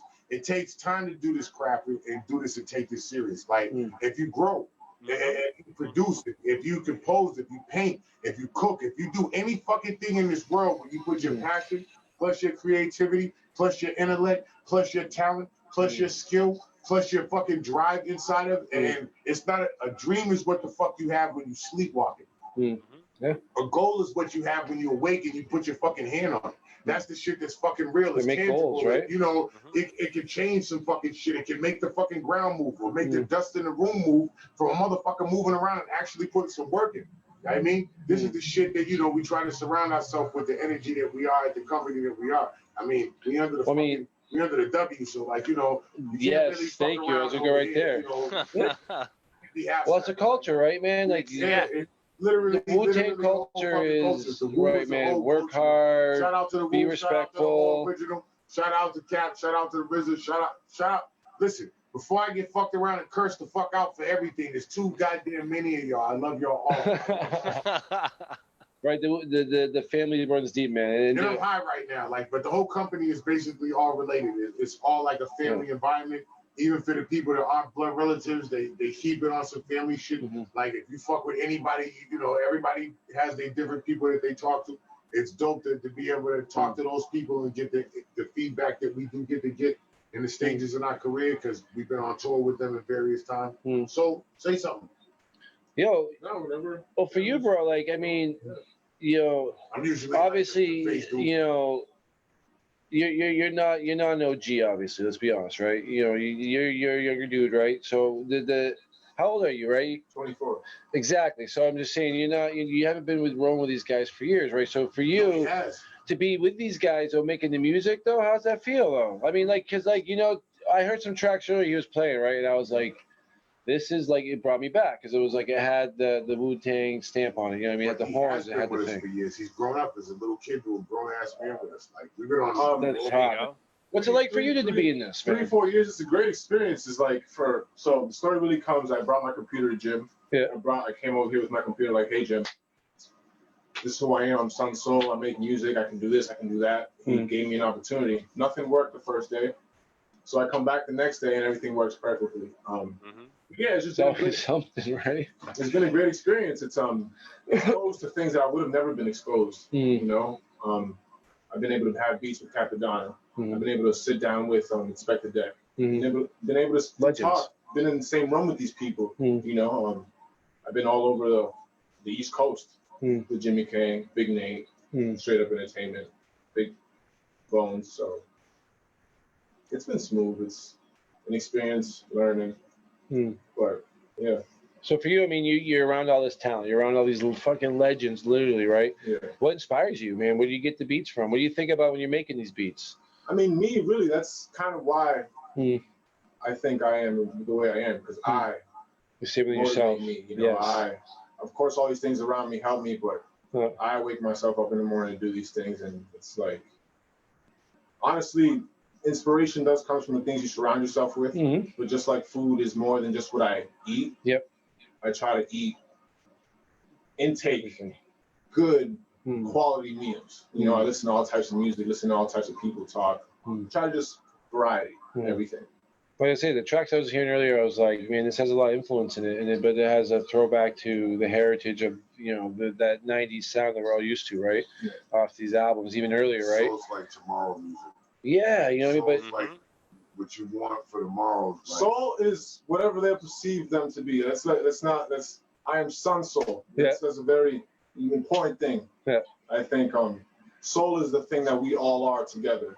I am a son of soul, a product of that which is soul. But that's a whole other topic. I don't know. You're right.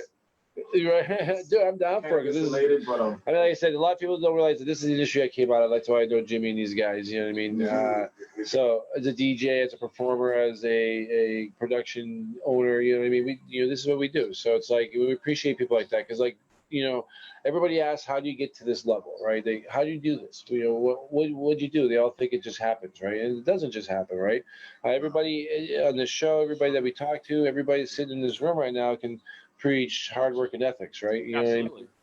Bearing your hand in the ground. I've come to this company. I'm like a lyricist by trade. Yeah. Like, you know, I'm a verbalist, so like an orator.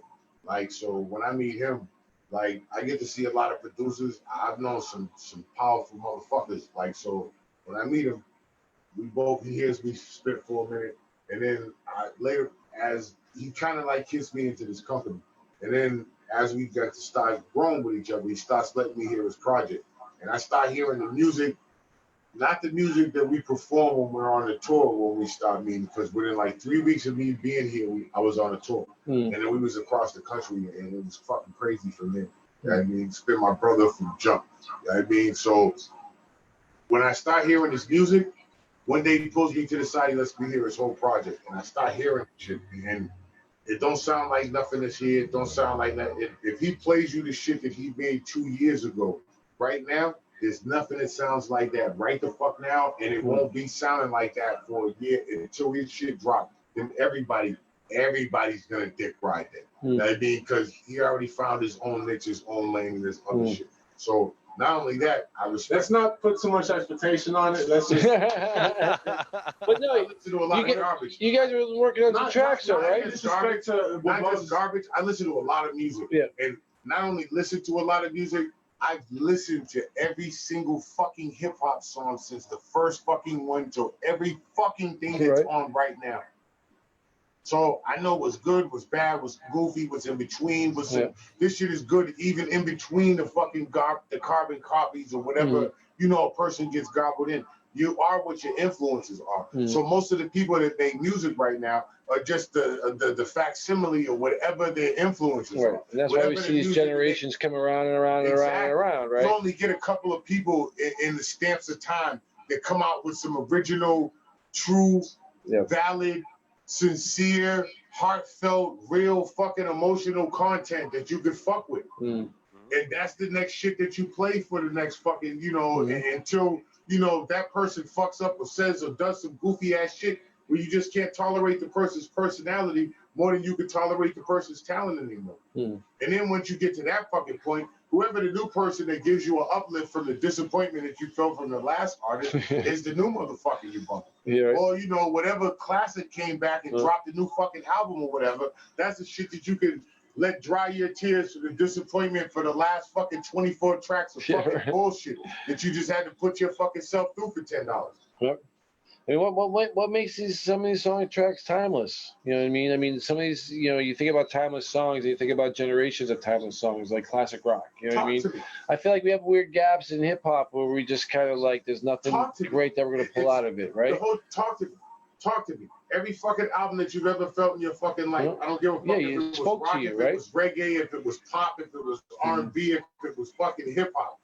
Talk to me. Say some shit to me that doesn't just talk to me about one way. I just don't want to be angry and bust a motherfucking head. You want to know why Cypress Hill was dope and consistently fucking dope throughout the fucking continent? Just same thing as Public Enemy. Every fucking album these dudes gave you, they talk to you not just about one thing. We know you smoke weed, motherfucker. But like at the same time, police fucking with me. Like, what would make me dig off of somebody's ass and pull a shotgun on a motherfucker? These police over here. Like, you know what I'm saying? Like, what goofy shit motherfucker gotta put me through when I'm just trying to smoke some weed? What politician is talking to me? So it's just relatable. That's why, it being relatable, like people want to be able to relate to it. Give me some classic content. Give me some classic shit. Say some shit. This dude. Something that's more than 5 sentences in a hook, right? Yeah, like I listen to this dude and he's got like movie schemes. Like if you close your fucking eyes, it's like listening to Pink Floyd in the Wall while fucking watching The Wizard of Oz. All right. That's Sun Soul. So before y'all fuck around and start jumping up, I was always fucking with him. You're just talking to him. You know what I mean? That's his shit on Black is Beautiful, Money Bags. Like it's the first bullshit shot that y'all motherfuckers get so y'all can put that in your bonnet. You know what I mean? And the dude is a monster. I mean, right now he looks like Dr. J in one of those NBA street jams. Now the track, you just working on a track, right? So you have a track that you guys just upload to YouTube. Is that the one we just heard, or is that? No, this is off of Black is Beautiful. This is off Cap's album. Yes, sir. Yeah. Now, what about the track that you guys were talking about earlier that you just uploaded to YouTube? Well, I didn't know. What I said was tracks are always being made here. There's always okay. I don't know what track he's speaking of. The new song is probably you and me.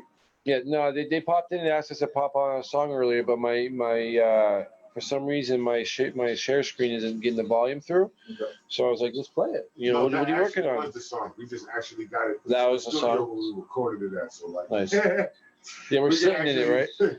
We can actually play you the shit here. You know what I mean? Yep. Well, if you want to drop any tracks right now, I mean, we got people listening, we got people tuning in. Due to technical difficulties. My line is not working. Sorry. Well, that's all right. You got something that's already in the server? No. Black smoke? No, sir.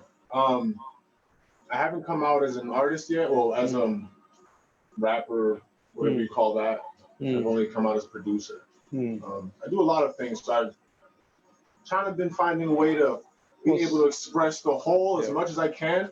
without minimizing me. You know what I'm saying? Now, as an artist, are you working on your own produced tracks only, or are you working on everything? I'm trying to. Well, I have my 2 projects ready already. I have 2 projects. The clip is full, sir. You know, it's just Big Nate said that the clip is full. You know? We're just waiting for that right time to fire it off, right? Waiting for the right time to unleash him on the universe. Like, he's done. He's. I call him my resident genius. Like, you know, you heard his age here. I told you, I mean, he's young, but like at the same time, same soundscape is legends. You know what I mean? And not afraid to record with a legend and don't stumble when he does so. Like, it can engineer, produce, he can make videos, he can make video games. It's a monster. You know what I mean? He's a dude that, you know. Perfect. We need a video game, man. Yeah, we should talk. An in the weeds video game where you capture the nugget, or we'll figure something out. Mostly everybody on the team, even Q's one of our artists, and he's a producer, and he's a graphic designer. Plus, he's a fashion designer. Like the coat that Capadonna had on at Radio City Music Hall for Loud's 30th. Is it the 30th? Yeah. 30th anniversary when Wu performed at Radio City Hall. This is the guy that made that coat. Shut it down, like shut it the fuck down, like Cap's fate, like custom whole shit, reversible and all that. Everybody on our team, you got to be able to do more than one thing. Yeah. Like, or it don't fit. You're as strong as your weakest link, and as weak as your strongest link. And we kind of got a team full of monsters that all keep each other in bay. And hip hop, like comedy, like cooking, like weed, you know what I mean? It has a way of weeding people out. You know what I mean? And things out that don't belong. Like a strain that's really, really, really tried and true. That shit will last. I don't give a fucking 1970 or 2017. You got what? Let me get a fucking zip of that. Hold on. I don't know when I'm gonna see that shit again. Yeah. Like, let me get that. Like, let me get a whole fucking QP of that shit in fact. Yeah, shit like that occurs. Like, you gotta get that. Like, that's what the fuck we want to be. Yeah, the cream rises to the top, right? We want to be. It takes time to find it, though. Boutique hip hop, like boutique weed, like boutique clothes, like couture shit. We don't want no goofy shit. I'm only listening to my projects coming. I'm probably the 3rd coming out. You know what I mean? But my project, when it comes, I'm listening to no rap albums. I'm only listening to my team and like classic albums, like Zeppelin, some influential shit, Pink Floyd, and like Scarface and Bob Marley, shit like that. We don't want to hear no shit that is already done before. So ain't nothing the fuck that exists sound like this motherfucker. You know what I mean? Big Nate, there's nothing out there fucking with us. Skin, there's nothing out there fucking with us. My shit, bring your fucking best fucking soul to. So you guys are writing your music, right? What inspires you? It's a question I think everybody asks. Do you listen to music to get inspiration? Do you just have a life fucking something happen to you and you just go in the other room and you write it down? Do you have to hear a beat before you can write your track? You know what I mean? Like what's your processes? So I think it's finding a tool, learning how to use that tool to express whatever's here as best as you can. That tool for me would be a guitar, FL Studio.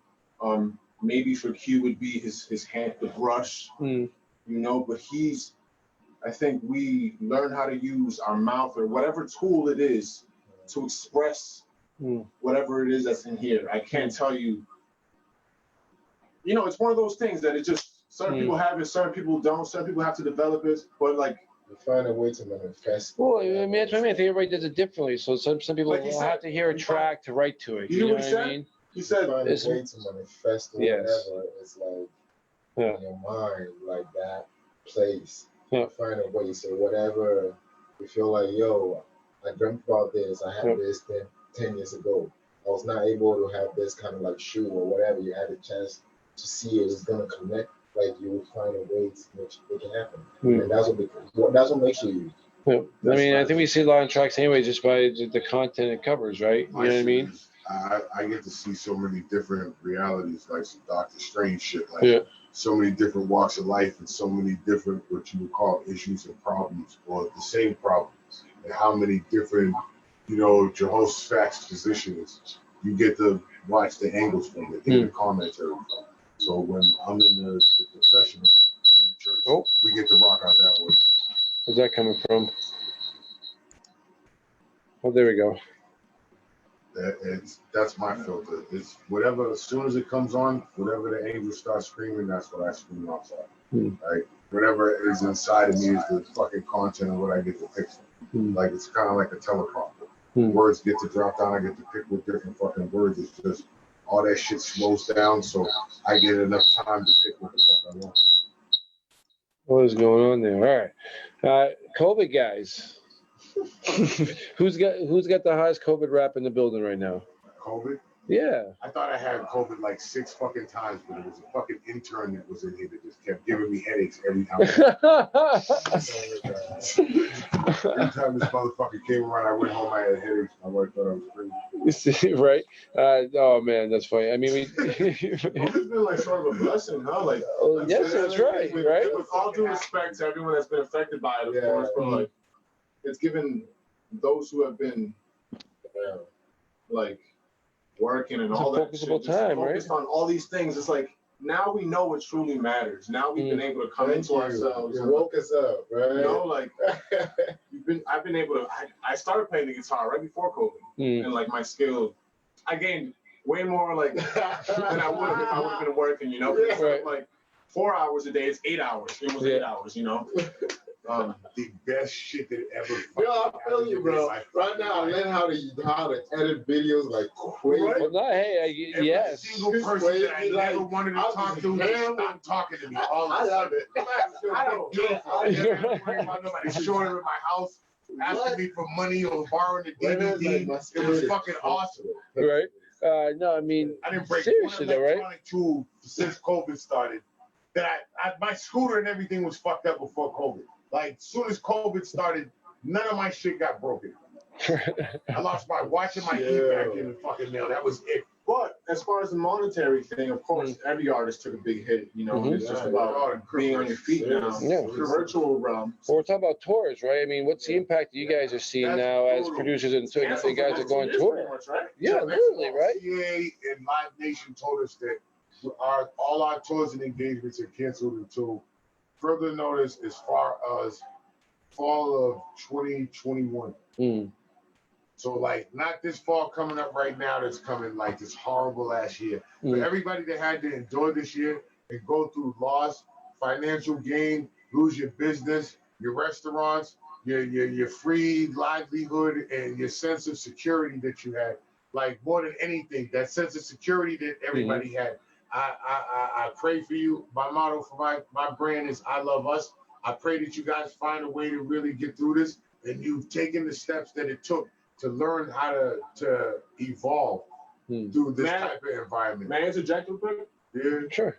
That sense of security, thankfully, it was taken down because it was bullshit.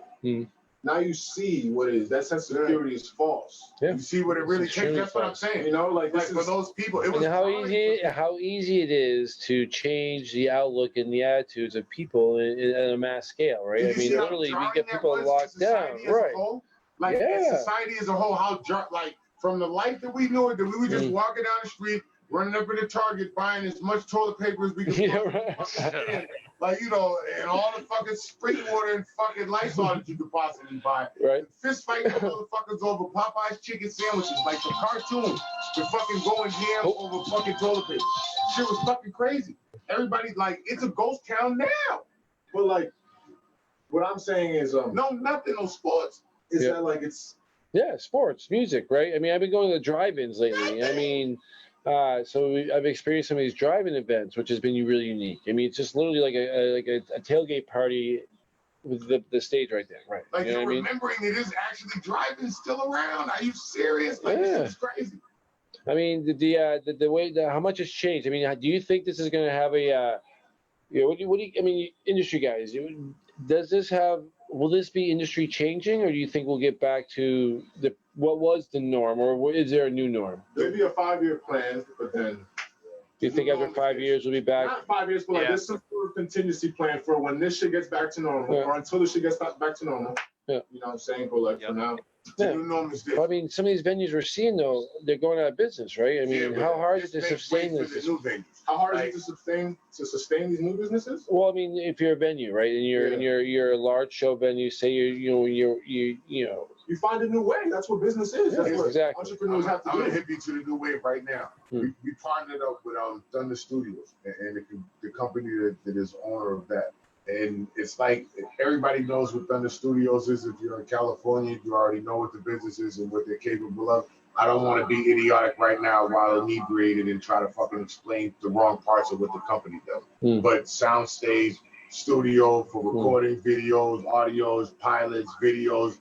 A lot of rappers, a lot of entertainers get their videos recorded there. From there now, like we're partnering with another studio. The company in which I work for is helped run by that and is partnered with another company. Now with that, the new way to do concerts and shows, as we shown with Dave Chappelle on Netflix or whatever, you don't have to have a whole crowd there, but you can broadcast and have selected audience there and selected people inside of an area that's been tested and so forth. So like the restaurants and the food places. Or have different sections of the studio with a different artist there, kind of like the festivals used to go with Lollapalooza, where there'd be a different artist on this stage, and at this stage, segregate as much as we can. It's this time, so it would focus, and you'd have a break, so you'd have enough time for another artist to come on and be pay-per-view. So you don't have to go no fucking where, but you could be in the fucking house and you can give your $50. Yeah, and you can watch 50, anywhere. 60 artists go in and a bunch of legends while introduce you to new music in different regions that you're not hip to, but all at the same time, so you can sit back the same way you stream fucking Iron Man or the same way that you stream a show on Netflix or whatever the fuck. But this is the music content part of that, because Netflix and the streaming joints and Disney Plus and those joints, they've been able to get off during this time because they're streaming. But for the music industry, we don't have no outlet. But the brain, the conqueror, Jimmy Kane, we started, we got some shit rolling and the wheels are turning. So we got some shit coming. So be prepared. Be really, really, really prepared, because we got some shit coming for you. I can't wait. Like there was some guy during the Great Depression that bought all the shovels. Yeah. Do you know what I'm talking about? Yeah. Well, I mean, I know. We saw it in COVID too. I mean, people were just buying certain items by mass so they could resell and make profits. But back when you're talking about the earlier Great Depression, yes. Exactly. Same. Yeah. I mean. The political thing is beyond control in some senses, and money over human lives in essence is people do for money. You know what I mean? And like right now, like you said, when you lock somebody in a cage and take away their money, take away their freedoms, what's going to happen, right? We've seen it. I think we've succeeded. But like as a society, right? Is this a great experiment, or is this just something that we're going to live with the rest of our lives? It's both. It's right? both. It's not. It's a God experiment. You got to figure in any relationship, in order to be successful, relies on 85% communication. Period. Easily, no matter what your point of view or your disagreement or whatever. Business relationships. If you have 85% of communication and your communication is good, you can get through, weather through, find a solution, and solve or create anything. You know what I mean? With that said, look at it. Let me give you this perspective. Imagine if they turned off the lights, like all the power, all the power. You know who would actually succeed in this society and rise above all the other shit? Because I mean, if all the power shuts off, that's all the planes, that's all the money, everything is shut the fuck up down. In the woods. Every car with a computer, every fucking watch, everything. Shut the fuck off. The only people that will be able to survive and be able to stick together and form a union where this person is able to do this person is able to do that, this person, with the people that are able to communicate. Right now, the most influential culture in the world is hip hop. Through hip hop and making it popular throughout the cultures because of hip hop more than anything else, the cannabis culture's in. So like if we going through something like food, the people that can grow, if you can grow, motherfucker, we can get some tomatoes, we can get some avocados, we can get some shit grown. We need compost, we need animals that can make feed so they these cultures, they rely on each other to rock with each other. But if we can communicate with each other before everything shuts off, when everything shuts off, the one thing about the native culture, in which I'm blessed to be a part of, like a conversation would take 6 months to get across from one coast to another coast. But you get the story true because there's no lie, there's no way to embellish the culture and the language for you to be able to change the story. This is what the fuck happened. There was a horse race with the Viking dudes that came to fuck over on the boats again. We went down this joint, and this chief broke his fucking neck coming down a fucking mountain. It goes all the way to fuck across the fucking country to the fucking other end of the coast to the Pacific, and the story stays straight. 4 million years, motherfuckers was rocking like that with no power, no fucking gas, no stupid shit, no fucking stones, no gold, no fucking guns. Now, what happens if everything cuts back? The people that can communicate and get along with each other. If people came over here before and they was able to communicate and get along, it can go back that way. Now we've got a way to talk to one another. We got a way to communicate with each other. Where before, 20 years ago, no, not 20. Let's give it 30 fucking years ago. You wouldn't have been able to, the people that are in this fucking room now wouldn't have been able to be in the room with each other right now. To be able to do anything beautiful to inspire anybody else to show them that they can do some shit. That somebody right the fuck now is in their fucking ear hating, telling them that they fucking can't. Yeah, but it's technology taking us away from being in the same room and creating music together. Use the Tony Stark's principle, man. It's one of those. You know what I mean? Because look at, we're on Zoom now, right? Look at, we're zooming. We've had a couple thousand people that have joined us today because they're home zooming shit, right? I mean, just like he said, it's one of those things. Say it again. That's what you said. Disadvantage and advantage, man. Yeah, well, exactly. It's a shift. You cannot play this in the wrong way. Right. You cannot put this in the good way. Only it's the word. The way you use it. Yeah, well, it's how you react to the issues, right? Like we've seen cannabis rise because it's essential now. We've answered the calls, curbsides, Zooms. The money. Yeah, exactly. Like alcohol, the prohibition. Like, you think they wanted alcohol to be illegal? They let that shit rock for so fucking long that it was just, it's really costing us more money to stop these motherfuckers from drinking than we actually make letting them drink. It doesn't even make any fucking sense. Right. Like with locking people up and getting officers shot from these dudes being able to bring a couple of bottles and we want to drink too. Yep. So cannabis, the same shit. Like now, the same thing that you want to villainize and you justify making all these prisons so you can fucking lock all these people to fuck up, so you can get all this government fucking issued fucking money, so you can keep filling these fucking places. Now, we understand. Big Tobacco's already got a surplus of 5 years at least or better. You know what I mean? All the big tobacco companies. So in order to shut down, in order for them to change directions, like the fuck I know. Anybody in this business knows. In order for you to be sustainable in the fucking business for past the 18-month mark, you have to have a surplus of at least fucking 5 to 10 fucking years or whatever fucking product you have to be in case anything shuts the fuck down, you can distribute throughout the fucking world. Fucking big fucking tobacco has that. Big Pharma now has that. They're now involved in this shit. So the mom and pop people, you guys can all get in. If you got a restaurant, if you got a juice drink, if you got a fucking body bar, if you got a fucking lotion, you can now get in because these people got enough fucking money and enough vested. And the industry's big enough for them to fucking constantly make money. You think Johnson & Johnson ain't fucking growing weed right now? Yeah, right. You fucking serious? You think Pfizer don't got a fucking company in Guatemala getting fucking weed up? Like, they want us to do what the fuck we're gonna do. And if I can say anything, and I'm sorry I'm not gonna say a lot of shit, I don't talk a lot on these shows. Like, if you guys are gonna do what you're gonna do, try to find the best creative way to patent whatever the fuck your ideas is and rock that off. Combine with other fucking big companies so you can sell your ideas to these people so you can cash out and get your dough and start your companies the way that you want to start them so you can have your boutique labels.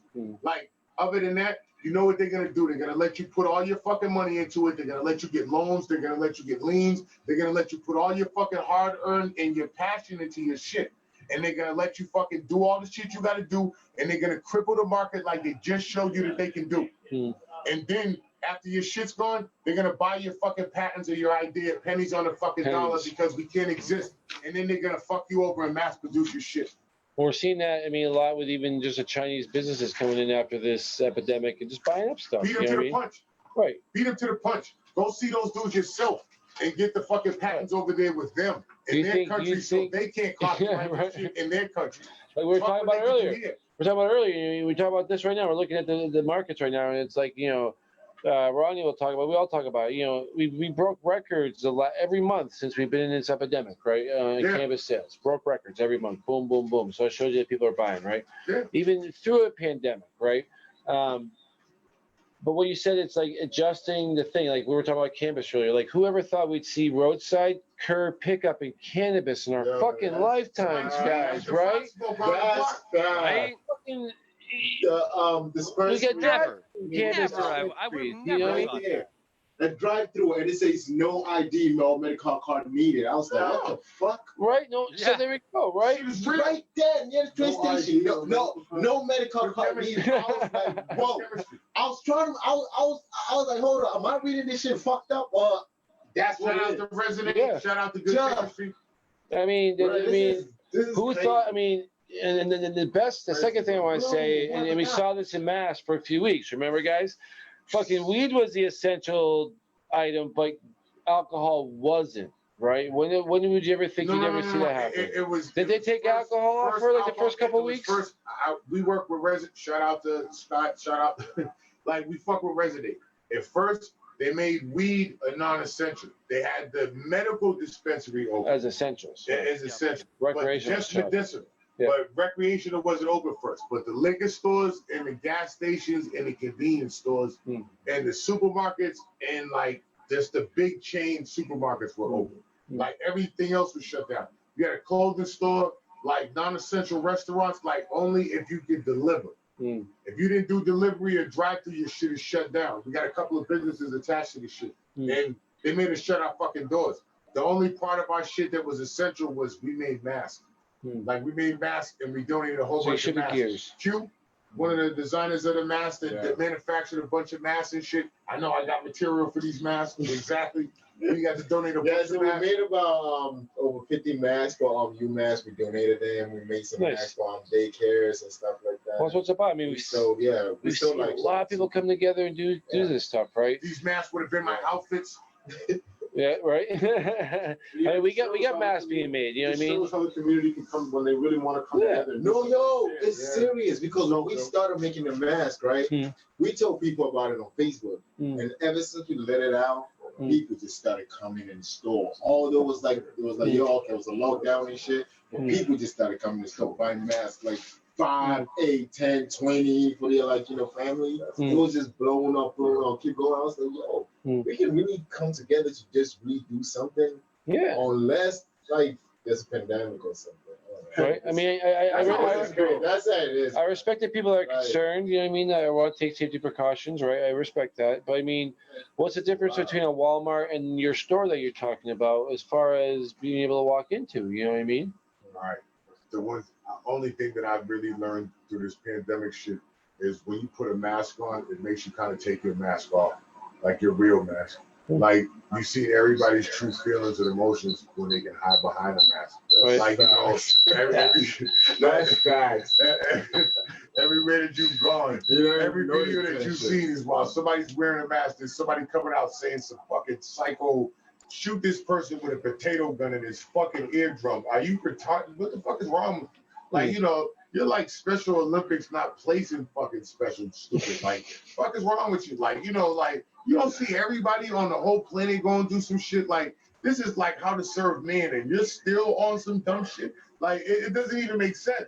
Like, so the mask has allowed people to take their masks off, and you get to see people's personalities come through. Like, even with the masks that they wear, the teams, the causes, the prints. Like, we make a lot of custom masks. Shout out to Q and the Force.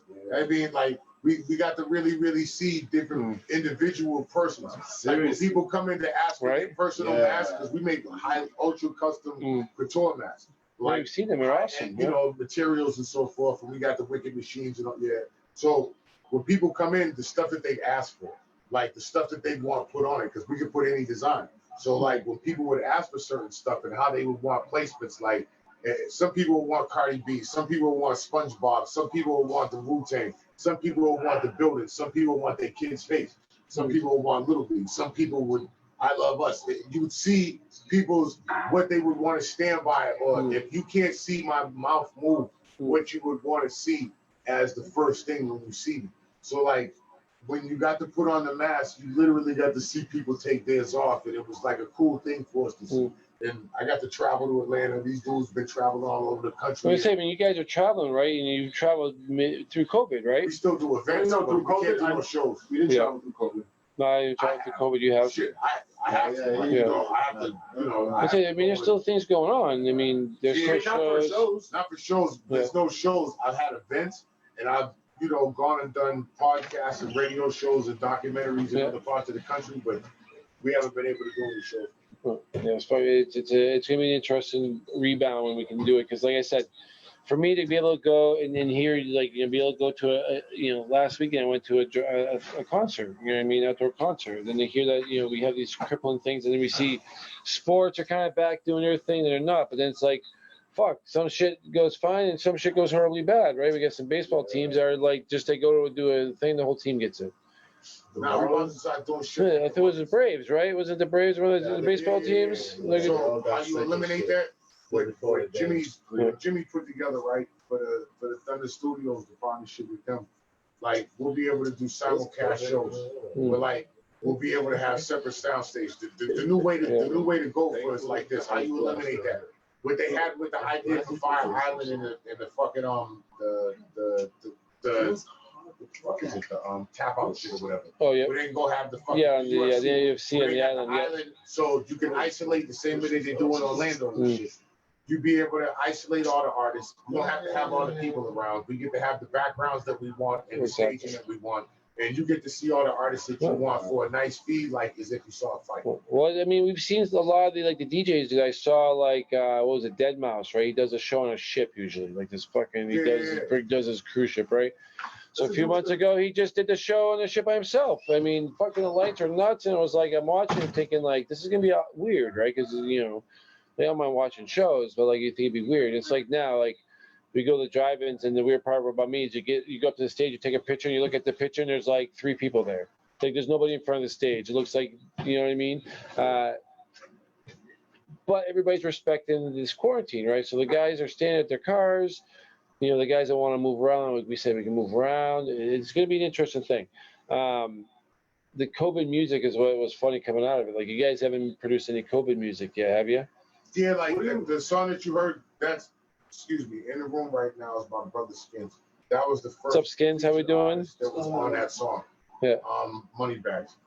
During this COVID shit, you got to figure, everybody, if you're an artist and you're in this industry and you don't got a wealth of content doing this shit, you wasted your fucking time. Like, we got a lot of music done. We got a lot of shit mastered. We got a lot of shit recorded. You took advantage of the time, right? Everybody, it's the time that you got to get your projects ready. Right. This is the time that you got to get your videos up. This is the time that you got to get your shit mastered. This is the time. So when the gate opens in the fall of 2021, like, you can't be caught flat-footed. Like whatever project, if you're an artist, entrepreneur, 2021, everything opens up. Yeah, it's gonna rebound quick when we get there. That's kind of what I want to tap into. Like, what is COVID music? Yeah, right. Well, I mean, me as a DJ and producer, a lot of this is, that COVID written music. You know what I mean? Now it's like being locked down, and you know what I mean? Yeah, you know what I mean? And like, it's almost a market for it now, right? Like they have like fucking COVID music. They're having COVID Zooms. They have COVID porn now, for Christ's sakes, right? Yeah, there's COVID. Yeah, right. Cardi, what's up? I mean, things made during the COVID, basically. Yeah, but like it's intentionally, focused on COVID with specific COVID issues. You know what I mean? Because we're going to see, like you said, it's going to be a whole nother trend we're going to see in another year. And we've seen it on the radio where it's just like guys are just singing about being lonely and COVID. You know what I mean? I know dudes that don't want to sell coke, they sell masks. It's crazy. Yeah. They've been singing about being lonely, though. Yeah. Right? So the beginning of music?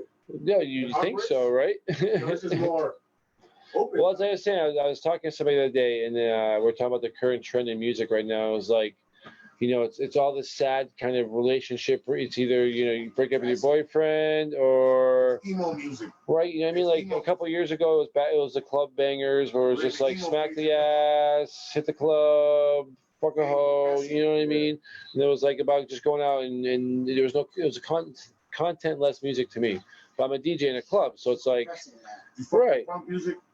Yeah, dude, fuck with all of it, man. You remember like from the Ramones? Oh, hell yeah. Until they got to like fucking the dude that married one of the fucking goofy girls from the Paris Hilton show. Yeah. Like, all right, that's punk now. But remember what punk was? You know what I'm saying? Yeah. Like Blue Oyster Cult and shit like that.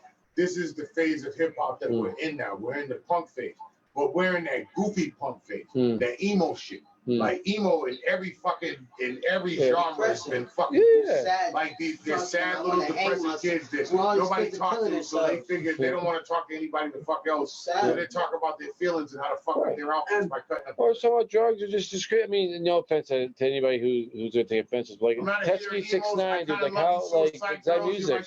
And let's also understand what's caused this COVID music, not just COVID, but the environment that COVID has put us in. Yep. We are more isolated than ever before. Right. We're not talking with anybody. So this is music is a product of the times. It's an environment. Well, your environment is a great point because I mean, I want to bring up a point. You know, here we are sitting here right now, and we could probably, besides our work, talk about how COVID hasn't affected us too much, right? But then we look in Seattle, where they took over blocks and they're still like rioting. You know what I mean? And we talk about social injustices, like with go right back to cannabis real quick. Rodney will be right here with us. You know what I mean? Like, Rodney brought up a great point in the earlier show. We're literally being able to go into dispensaries right now and buy weed while in the states where people are still in jail for crimes. Nipple bags and shit. Yeah, exactly, bro. There's a lady doing life in Mississippi right now. 2 ounces of weed. We had distractions. We had other people are making whatever game was on. We had all these fucking movies. We had all these fucking events going on before COVID. So like when COVID came, COVID made everybody sit at home. They woke a lot of people up, right? Everybody sit at whatever little screen that they had in front of them. And whatever the fuck was going on that was crazy before, that was happening the whole fucking time, you now had no place to go but sit there and watch that shit. But do you believe it now? Do you believe in media anymore? I mean, I'm a media guy, right? And like, you kind of set this question up. I don't mean to cut you off, but I really want to ask you this question because I want to hear your response. Do you believe in media anymore? I mean, here we are sitting here like, let's talk about this. Like CNN is like literally way over here, right? Fox is over here. We talk about how like it's the same owners that own the same media companies and they're perpetual in the media that they spew. Now, how real is it?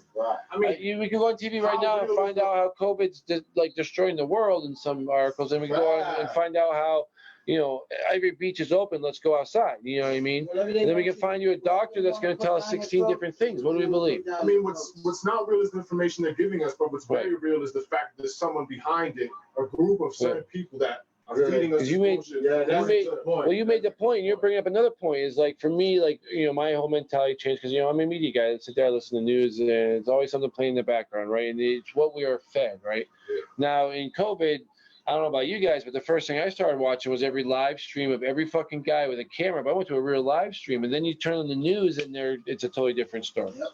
You know what I mean? I watched an issue. Remember, guys in Boston where they had the cops destroying cop cars, right? They're literally they're getting off. Some goofy kids from out in the suburbs doing that shit and trying to make it seem like it was the Black Lives Matter protest. And like, shout out to SD Nack for putting that on blast too. Like, he caught some of the dudes out there. One of the artists. Those mysterious piles of bricks popping up. Yeah, right. Stuff off for you to start doing stuff, and like people were setting fires, and they were like, "Where are you from? You're not even from out here." Like, and the kid was telling them, "I'm from like Wellesley or someplace, some weird place on a commuter rail stop." Yeah. Like, you're not even from Boston. You're not black. You out here busting out windows, and you're like a kid from the suburbs. It's a cop kid and all this other weird shit when they get arrested for this later. Like, that's stuff that anger. Like, uncapped anger is some dangerous shit. But, like, people generally being hurt and getting their anger felt, like what happened out in Minnesota with the police station and all the other wild shit. Like, that type of anger and angst and what happened in Atlanta, that's real raw emotion for people living in the system of just getting their ass every day, right? Getting their souls broken repeatedly. And just people just flashing it and showing you videos and just people not giving a fuck. Like, tomorrow, there's some new shit for you to look at that's goofy that, there's a new dunk from LeBron. There's some other shit. Like, Steph Curry shot this shit from fucking dead. You're in playoffs right now, yeah. Like, and it was just before halftime. Like, and you just forget about it that quick. This shit actually stopped you from seeing all that goofy shit. Nobody gives a fuck about what the Kardashian bitches is talking about. Like, nobody cares about none of that goofy shit. And now you had to sit down and sit with yourself. You had to sit with your kids. You had to sit with your mother. You had to sit with your brother. You had to sit with your sister. You had to sit with your mama. Or you had to sit without them. And you had to watch this type of shit and see the type of shit that exists on the planet and see how the fuck you feel about it. You do it by yourself. Distracting you with just you being able to, because there's nothing the fuck else for you to see. No, for real. Now you had to sit back and see how you feel about it. Before you could be distracted. I don't got time for that shit. They're not doing that shit to me. I'm speeding a fucking Lambo. But now, you know, it don't matter who the fuck you are. You seeing that shit. You gotta check yourself and how you feel about that type of shit in life now, as a human being. So are you gonna be fake and be like, you know, well, you know, Black Lives Matter, or why can't it be all lives matter? If all lives matter, Black lives wouldn't have to fucking matter, motherfucker. Like, you know, it wouldn't have to be that fucking way. Like, if our lives matter and it was about every fucking body, you know, I ain't seen 10 episodes of nothing. Not no episode of news, and I'm a media person. I'm a fucking public figure. I have not seen 10 episodes of any news channel since the time I was a fucking teenager, where it was 10 fucking little white kids running across the street playing with zip guns, cap guns, BB guns, or real guns that got shot by any fucking police anywhere in America. The only time I've seen some little kids under the age that got shot was one kid shot himself at 2 kids, gun shows. Guns went out of control. There wouldn't be no need. Like, you know, if equality, if we treat each other better. If your kid's running down the street, I'm not going to kick your fucking kid. That's a kid. If somebody's fucking with him, that's a kid. Right. I mean, what are you fucking with that kid for? You don't look like you should be with this fucking kid. Like, you know, that's just real shit. So in the hood, if I'm mad and we angry and we protesting because you killed a kid, that's how we feel about our kids. That's how you should feel about your kids. Like, would you kill your kids? So like, why, you know, all kids, I mean, whatever the violence it is in the hood, we know systematically. We know where the drugs come. We know what the culture that those drugs started. So shitting on the people that are the victims of the fucking, you know, the original fucking shit is like, it's like beating your kid when all you did is beat your fucking kid and expecting your kid to really understand how to do some shit functionally. Like, how the fuck you locked him in a basement like a pit bull and gave him some shit that would destroy him, and now he's angry and he's big and he's crazy and he's lived through it. You imagine, like, ain't nobody sucking no dick over no week, maybe a couple of strippers, and shout out to the chicks. Like, you know, but you know, nobody's doing all that for no trees. But for like these drugs that they created a whole culture to perpetuate and keep that industry going, and the whole industry to back onto that. The police, the prisons, the security, the therapies, the rehabs, all the shit that goes along. The Joe Rogan conversations about, like, you know, that project with why I can't remember right now. I'm high. I can see his face. The serial killer there. You know, we talk. He's on Joe. You guys ever watch the Joe Rogan show at all? You know what I mean? He talks about this a lot because it was like the government helped fund, and whoever's listening, please help me with this because I can see the swastika of Manson, right? So Manson was part of a project in the government, right? And it was all the LSD projects. So a lot of people don't realize this. I'm a big acid fan. Oh my God, man! So when we talk about conspiracy theories, you know what I mean? And government control, like you said, you know, like we know where this stuff started, right? We know where the agendas are behind it. Most of it's, you know, unfortunately, lab and governments, but and for a reason, right? But now cannabis, here we are. You know, we got people going to jail for a plant, right? We got mushrooms we're trying to legalize. We got people that. It's easier for you to do cocaine and cheaper for you to do heroin than it is for you to go buy an eighth of weed. I mean, I've literally had school kids tell me this. I'm like, why are you guys doing heroin? Why would you not want to do weed? It's legal. Well, it's $50 for a bag of weed, and it's $5 for a bump of blow. Heroin was the worst shit that you could possibly do on the. It was the only bad guy in the neighborhood. No matter what the fuck, the wino, you could talk to the wino. If the wino, there was a drunk on my block. He just drank. But his sons were some of the most dangerous people in the city. But like, if they father told you to get the fuck off the street or whatever, you got the fuck off the street. I don't care if he was wobbly drunk. But the dope fiend, if the dope fiend came around and told you anything, that drunk man's sons and that drunk dude would come out the house and shoot the fuck out that dude.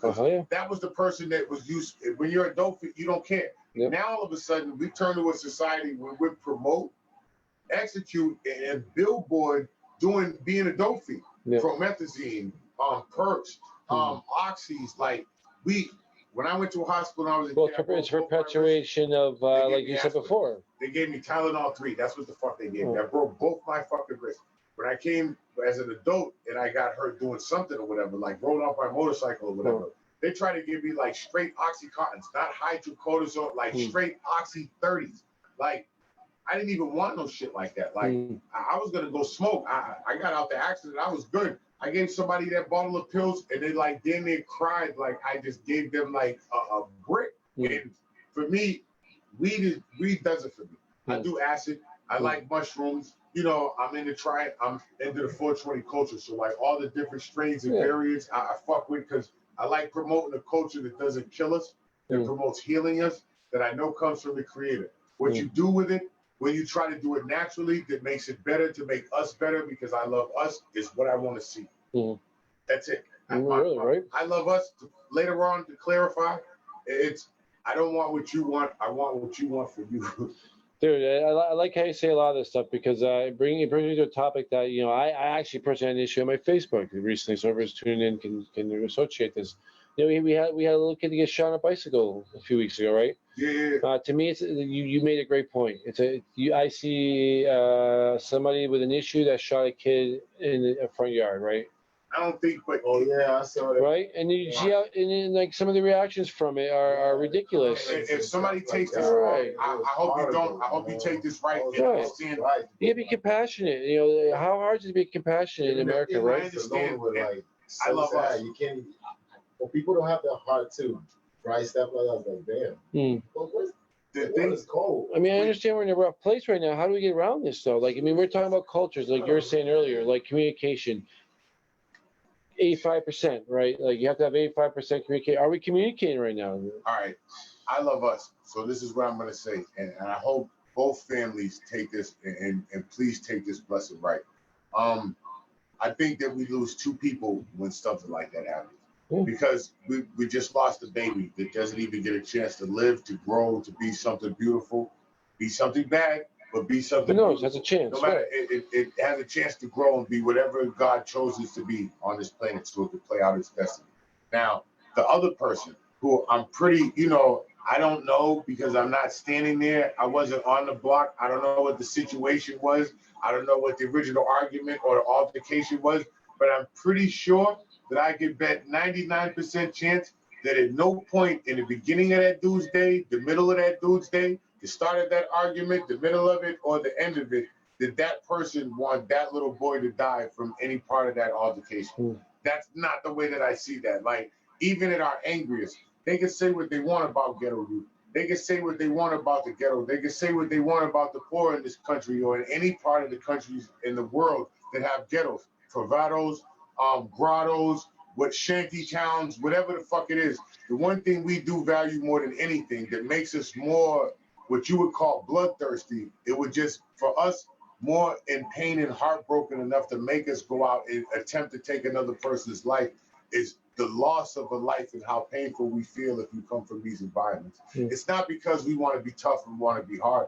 It's how fucking hurt we already are from losing somebody that we love and being so fucking sick of that fucking feeling that if you do it again, then we will fucking kill you. Like, we will fucking kill you because I can't replace this fucking dude. There's only 2,861 of my friends have been murdered from Boston. Like, that's just from Boston you're talking, right? Boston, from like the time I was a little fucking kid to the time I'm a grown ass fucking man. People I talked to spent more than 5 minutes. People that have not tried to take my life. And even some people that, you know, I shot at or fought at or whatever the fuck. But as I got older, I respected those dudes because these are the only dudes that was fighting with me or trying to chase me or something that I was worth chasing and shooting at us. It's like the Batman Joker issue. We respect those dudes, like, you know what I'm saying? Like, we know those dudes was front line. They was putting in fucking work, but we was getting money and seeing each other while we were in the middle of that shit. If you ain't about that life and you're not about that novella, was respecting those. We respect those wolves. These are the only fucking dudes that I know was going at it with us. So, like, you know, I respect those dudes and the dudes that I seen getting at it or that I was locked up in. These dudes was really about that shit. I can respect those dudes. If you just came out the house nowadays, like, anybody can get an ounce of weed now or QP or a fucking 8-ball or a fucking strip of fucking acid or a fucking ounce of mushrooms, and all of a sudden you're a dealer. You're a fucking peddler, dog. You're an exchange fucking student, motherfucker. You're a student of exchanging how to exchange goods.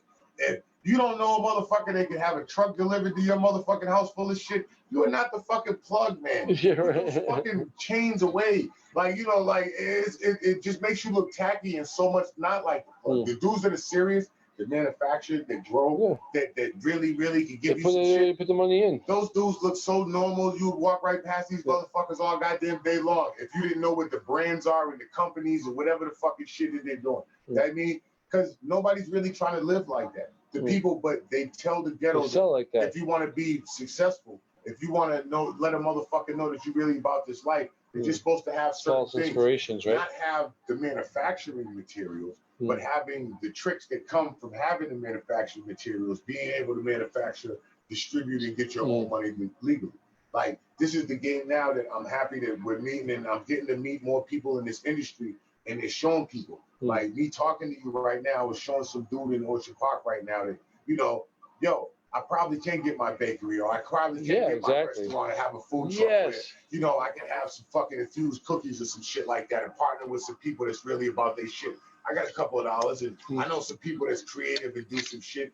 How do I reach out and talk to somebody so they can teach me what I need to know, or I can partner with the people that can help me get this idea brought to fruition? That's the thing that I want to show somebody to do. Like, you know, that's what we're doing with Deliciously Dope. That's the whole idea. Yeah, that's what I'm trying to. I want to let foods know that, you know, that fuck. Well, I think you know what. I'm glad you kind of spoke up, Ronnie. And you're glad you're on this point because you know, industry-wise, we sit here. We're talking about Jimmy, right? I have mad respect for Jimmy, like you said. He's a hustler. He's got his hands in all the businesses. Grinder, man. It's my grinder.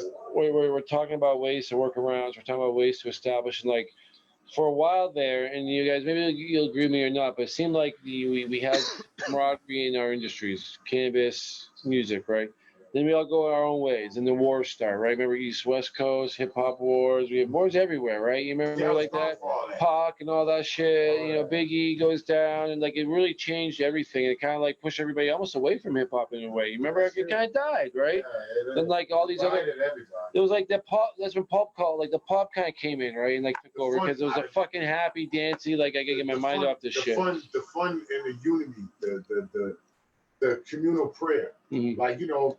They tell you in every religion the most powerful prayer is congregational prayer.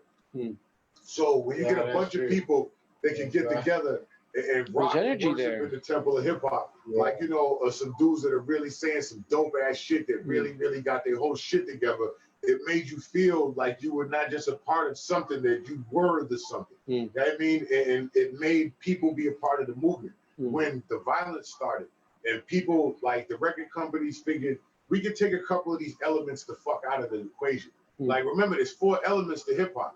There's b-boying, DJing, fucking the bombers, the graffitiers, and the MCs. You know what I mean? Like, if you can remove all of these motherfuckers and only take 1 or 2 out of there, you know what I mean? Then we can commercialize this shit and make all the fucking money. The same thing with the fucking cannabis industry. If we can take, you know, if we can take the growers and the people that infuse and the people that do this and remove some of these people and just get all the flour out of it. You know what I mean? Just say that they just did that. Say that we got all the flour out of it and we just CBD the flour, and we only let you use the fucking oils and the distillants because big tobacco and big pharma can control that. But we'll let you get a couple of restaurants or whatever, and they just lock us out of that shit.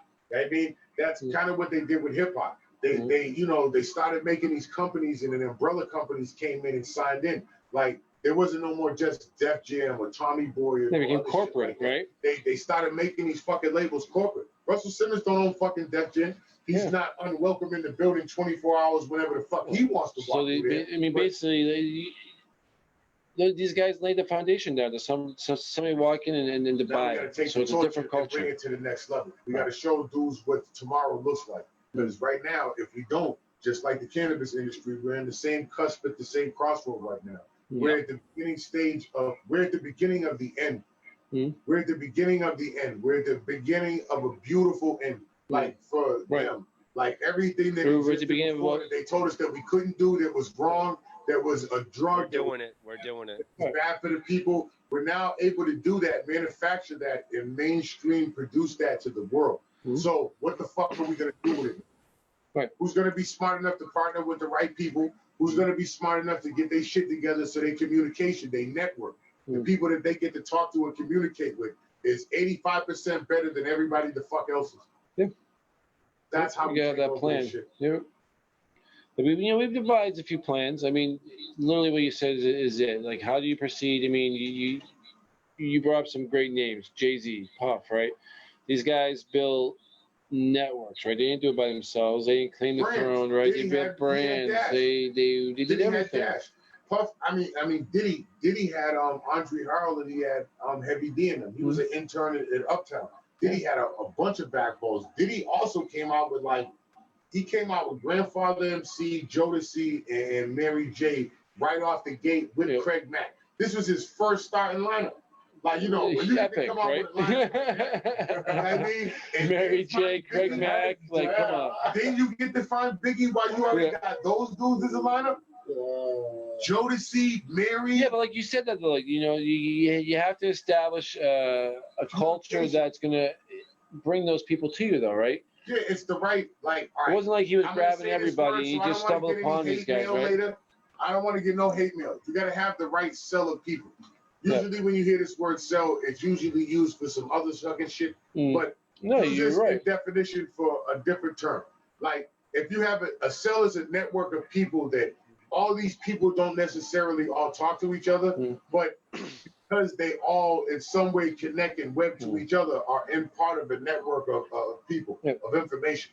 Like, you know, I talk to you, you talk to me. I talk to Shotty, I talk to Q, I talk to, you know, Nate, everybody that we talk to. If you got a problem, you can talk to me. If I don't have a person, I can call somebody else, and that's our cell network of people.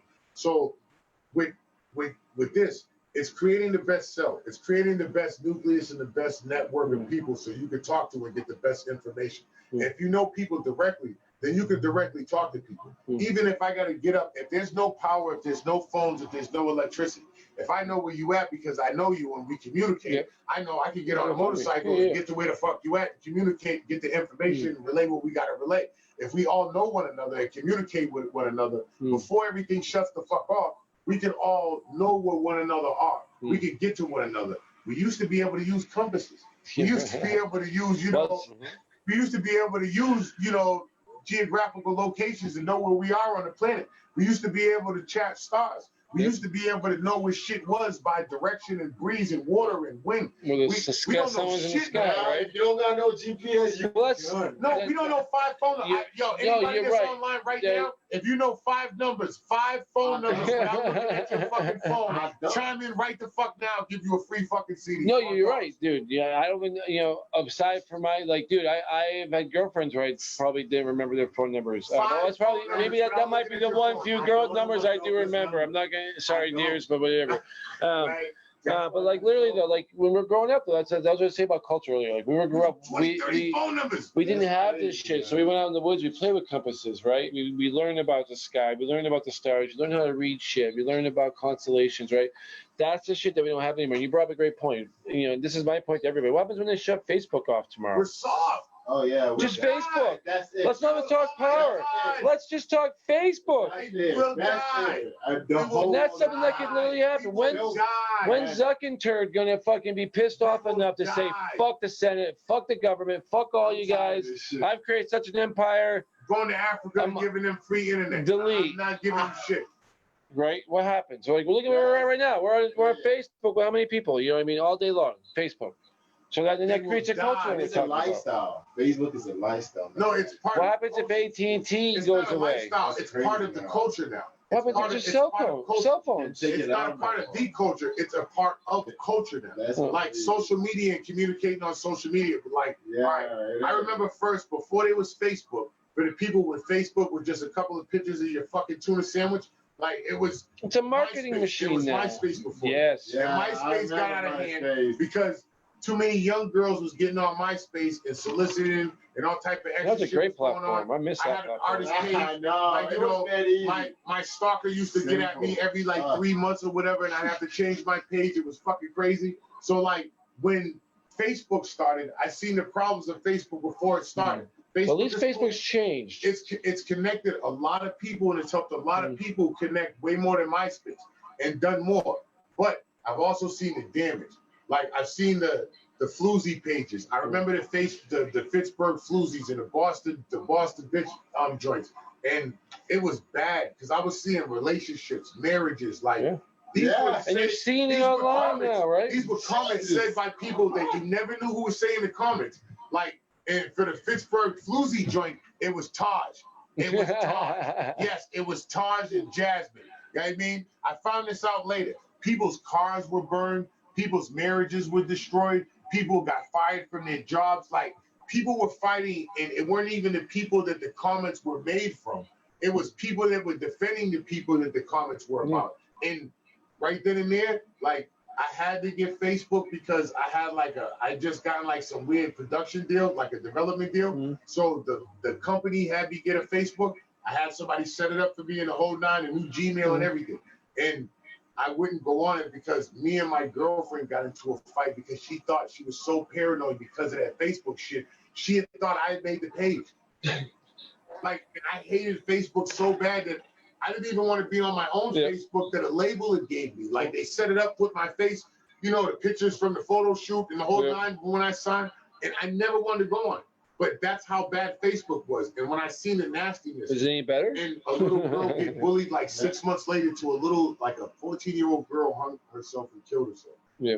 Who lived across the street from me in the complex that I was in, from the online bullying.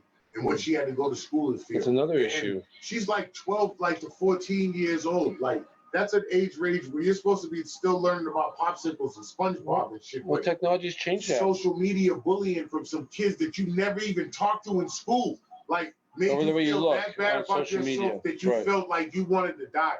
Like, that's bad, yo. Like, so I don't like that type of shit. Like, you know, if you don't really got nothing good to say, I don't really give a fuck how bad you got to feel about whatever you feel. Go the fuck on and get somewhere so you can get centered, so you can feel good that you're still alive to be able to have something to say out of your raggedy ass mouth. Well, you make a great point. I mean, when we talk about mental stabilities and issues, you know, like, so the thing I like to preach, and you're gonna love this, is you choices, right? You wake up every fucking day and make a choice. Yeah. Right? That's you. That's not, you know, Rodney can't make my choices. I mean, I can make some of his now, but just playing, buddy. But like, you know what I mean? No, like, I mean, every day we wake up and make a choice. Now, whether you have a job and you adhere to someone else's alternative choices and you make that decision, you make a choice. It's like, you know, it's like the police make a choice every day to go put that badge on. You know what I mean? Like, do I think, exactly, this is your ride, right? This is your show. Every human being on this planet, anybody listening, anybody anywhere right now, if you can dig this, right? This is your movie. You're the director. You're the writer, you're the producer, you're the casting agent, you're the star of the joint. I mean, you have the choice and the decision to give anybody power and anybody shine. Like, if somebody steals the shows because you give them the screen time to be able to, you know, you give them the energy thinking about them or letting them to exist, to be able to, you know, to be able to get shine on your movie. Like, you know, whoever you allow around.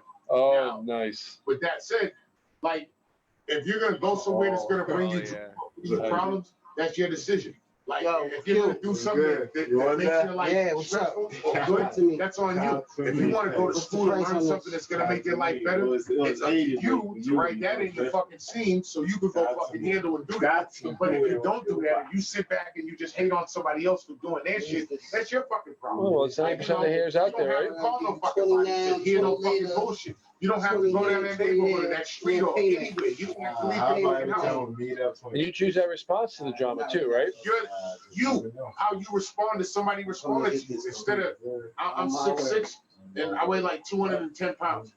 If I bump into my brother and you know his outfit is fresh, I can say, plus he is fresh. You know what I mean? Rather than be like, you know, oh, look at this motherfucking ice grill or whatever. Yo, that shit is fresh, my G. I like that type of shit. That kills way more energy. You know, it makes the energy and the vibe way better than me hating and making this dude feel on edge because, you know, I'm mad because I couldn't put that outfit the fuck together.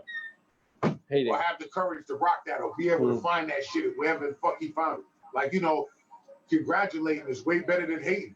But like some people were so afraid to seem weak by congratulating and giving somebody props that we fuck it up for ourselves. We fucked the movie up. We literally fucked the whole production up. We piss off the fucking light man and we piss off the fucking grip by being disrespectful that we're actually being funded to make a fucking movie. Right. Besides all how you choose. I mean, choices, man. That's what I get all the time. It's decisions. Like, it falls back to the thing we said earlier. How the hell do you guys get in the music industry? How the hell do you get in the cannabis industry? How the fuck do you get on radio? I just woke up one day and said, nah, I wanted to be the new Thanos. Huh.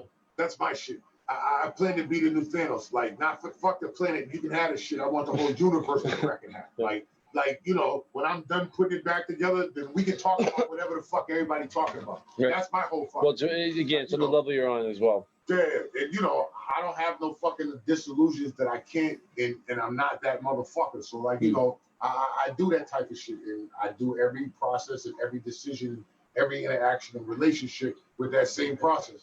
It don't matter how high you meet me when you meet me.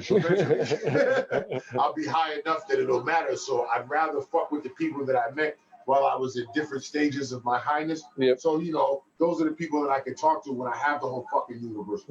Like, because those are the only motherfuckers I wanted to fuck with that I had decent conversation with. I mean, no matter how high I was. I mean, it's definitely interesting, especially with music, cannabis. We're loving it. What time is it? We got about 8:10. We go for a few hours. We're probably wrap it up here in a few minutes. Anybody else want to give a shout out? You want to give any shout outs to anybody? Shit. Shout out to the whole Force crew. Shout out to Straight Up Entertainment. Shout out to the whole squad doing their thing, man. I love my crew. And I love what I'm doing right now. Shout out to Jimmy, Bones, and Dumb, everybody. Shout out. So no, I'd say we gotta give you guys a lot of credit too, especially Straight Up, especially Jimmy. Thank you guys for letting us use the studio, invading in on your night. It's been great having people in and out. We've had a bunch of blunts rolling, and we get to talk about one of my favorite things. A lot of music, right? We had a lot of good conversation tonight, man. Yeah, man, we're gonna definitely do this again. My shout outs, I'm gonna say shout out to my whole squad, man. Straight Up, shout out to Protect Your Neck, shout out to Wu-Tang Management. Shout out to Cap. Shout out to Deck, shout out to Young Dirty. Shout out to the whole squad, man. Shout out to Crump. Listen, my motto is I love us. We do music because I figure that somewhere along the line I'm gonna say something that the person is probably gonna change something later is gonna have in his head when he busts that gun to start the revolution. Like, I always love us. I love seeing people do creative shit and seeing everything that we touch in this industry go to a level that everybody told us it never could. That we could never be a part of, that we could never have, that we could never do, that we could never achieve. To get at me, y'all can get at me, Dustin Bones, 1021 at the book, and on Instagram it's the same motherfucker. If you see the logo with the I Love Us, that's where you want to go on. I got stalkers, y'all. But everything y'all want to submit, I'm the A&R for Straight Up Entertainment.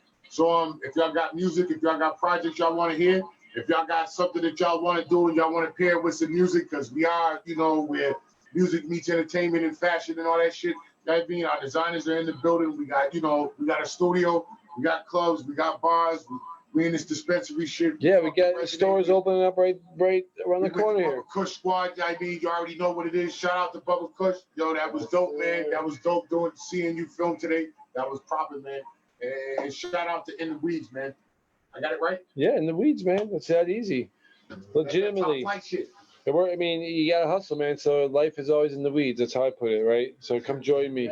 Come join me in the weeds, right? All right, guys, we're gonna pull the plug here in a minute. I got a fucking stretch. I got a fresh blunt. Chef Rodney, thank you, brother, for staying in with us. It's Deliciously Dope TV. We still have people streaming and messaging us. Rodney, we're gonna get up, man. I need some cookies, man. I'm trying to get a food truck with cookies. I'm trying to get cookies and ish. Let me know. Cookie dish? Cookies and ish. Like peanut butter and strawberry jelly infused motherfucking cookies and shit like that. Like big giant ass cookies to get you fucked up in an event. Yeah. I'm with that. Yeah, we like that. Well, we got a lot of networking to talk about, guys. I'm really glad to have Chef Rodney on board. Delicious Dope TV, guys. Stay tuned for that. Rodney, tell everybody where they can find you one more time. www.thedeliciouslydope.com, on Instagram at Deliciously Dope TV, and you'll find us on Facebook at Deliciously Dope TV. All right, guys. Now go get some food, go eat, go hydrate, go medicate, get up, get out, get misted. Check out the Bubba Kush brand of Isomus products. Big shout out to everybody who's been online hanging with us.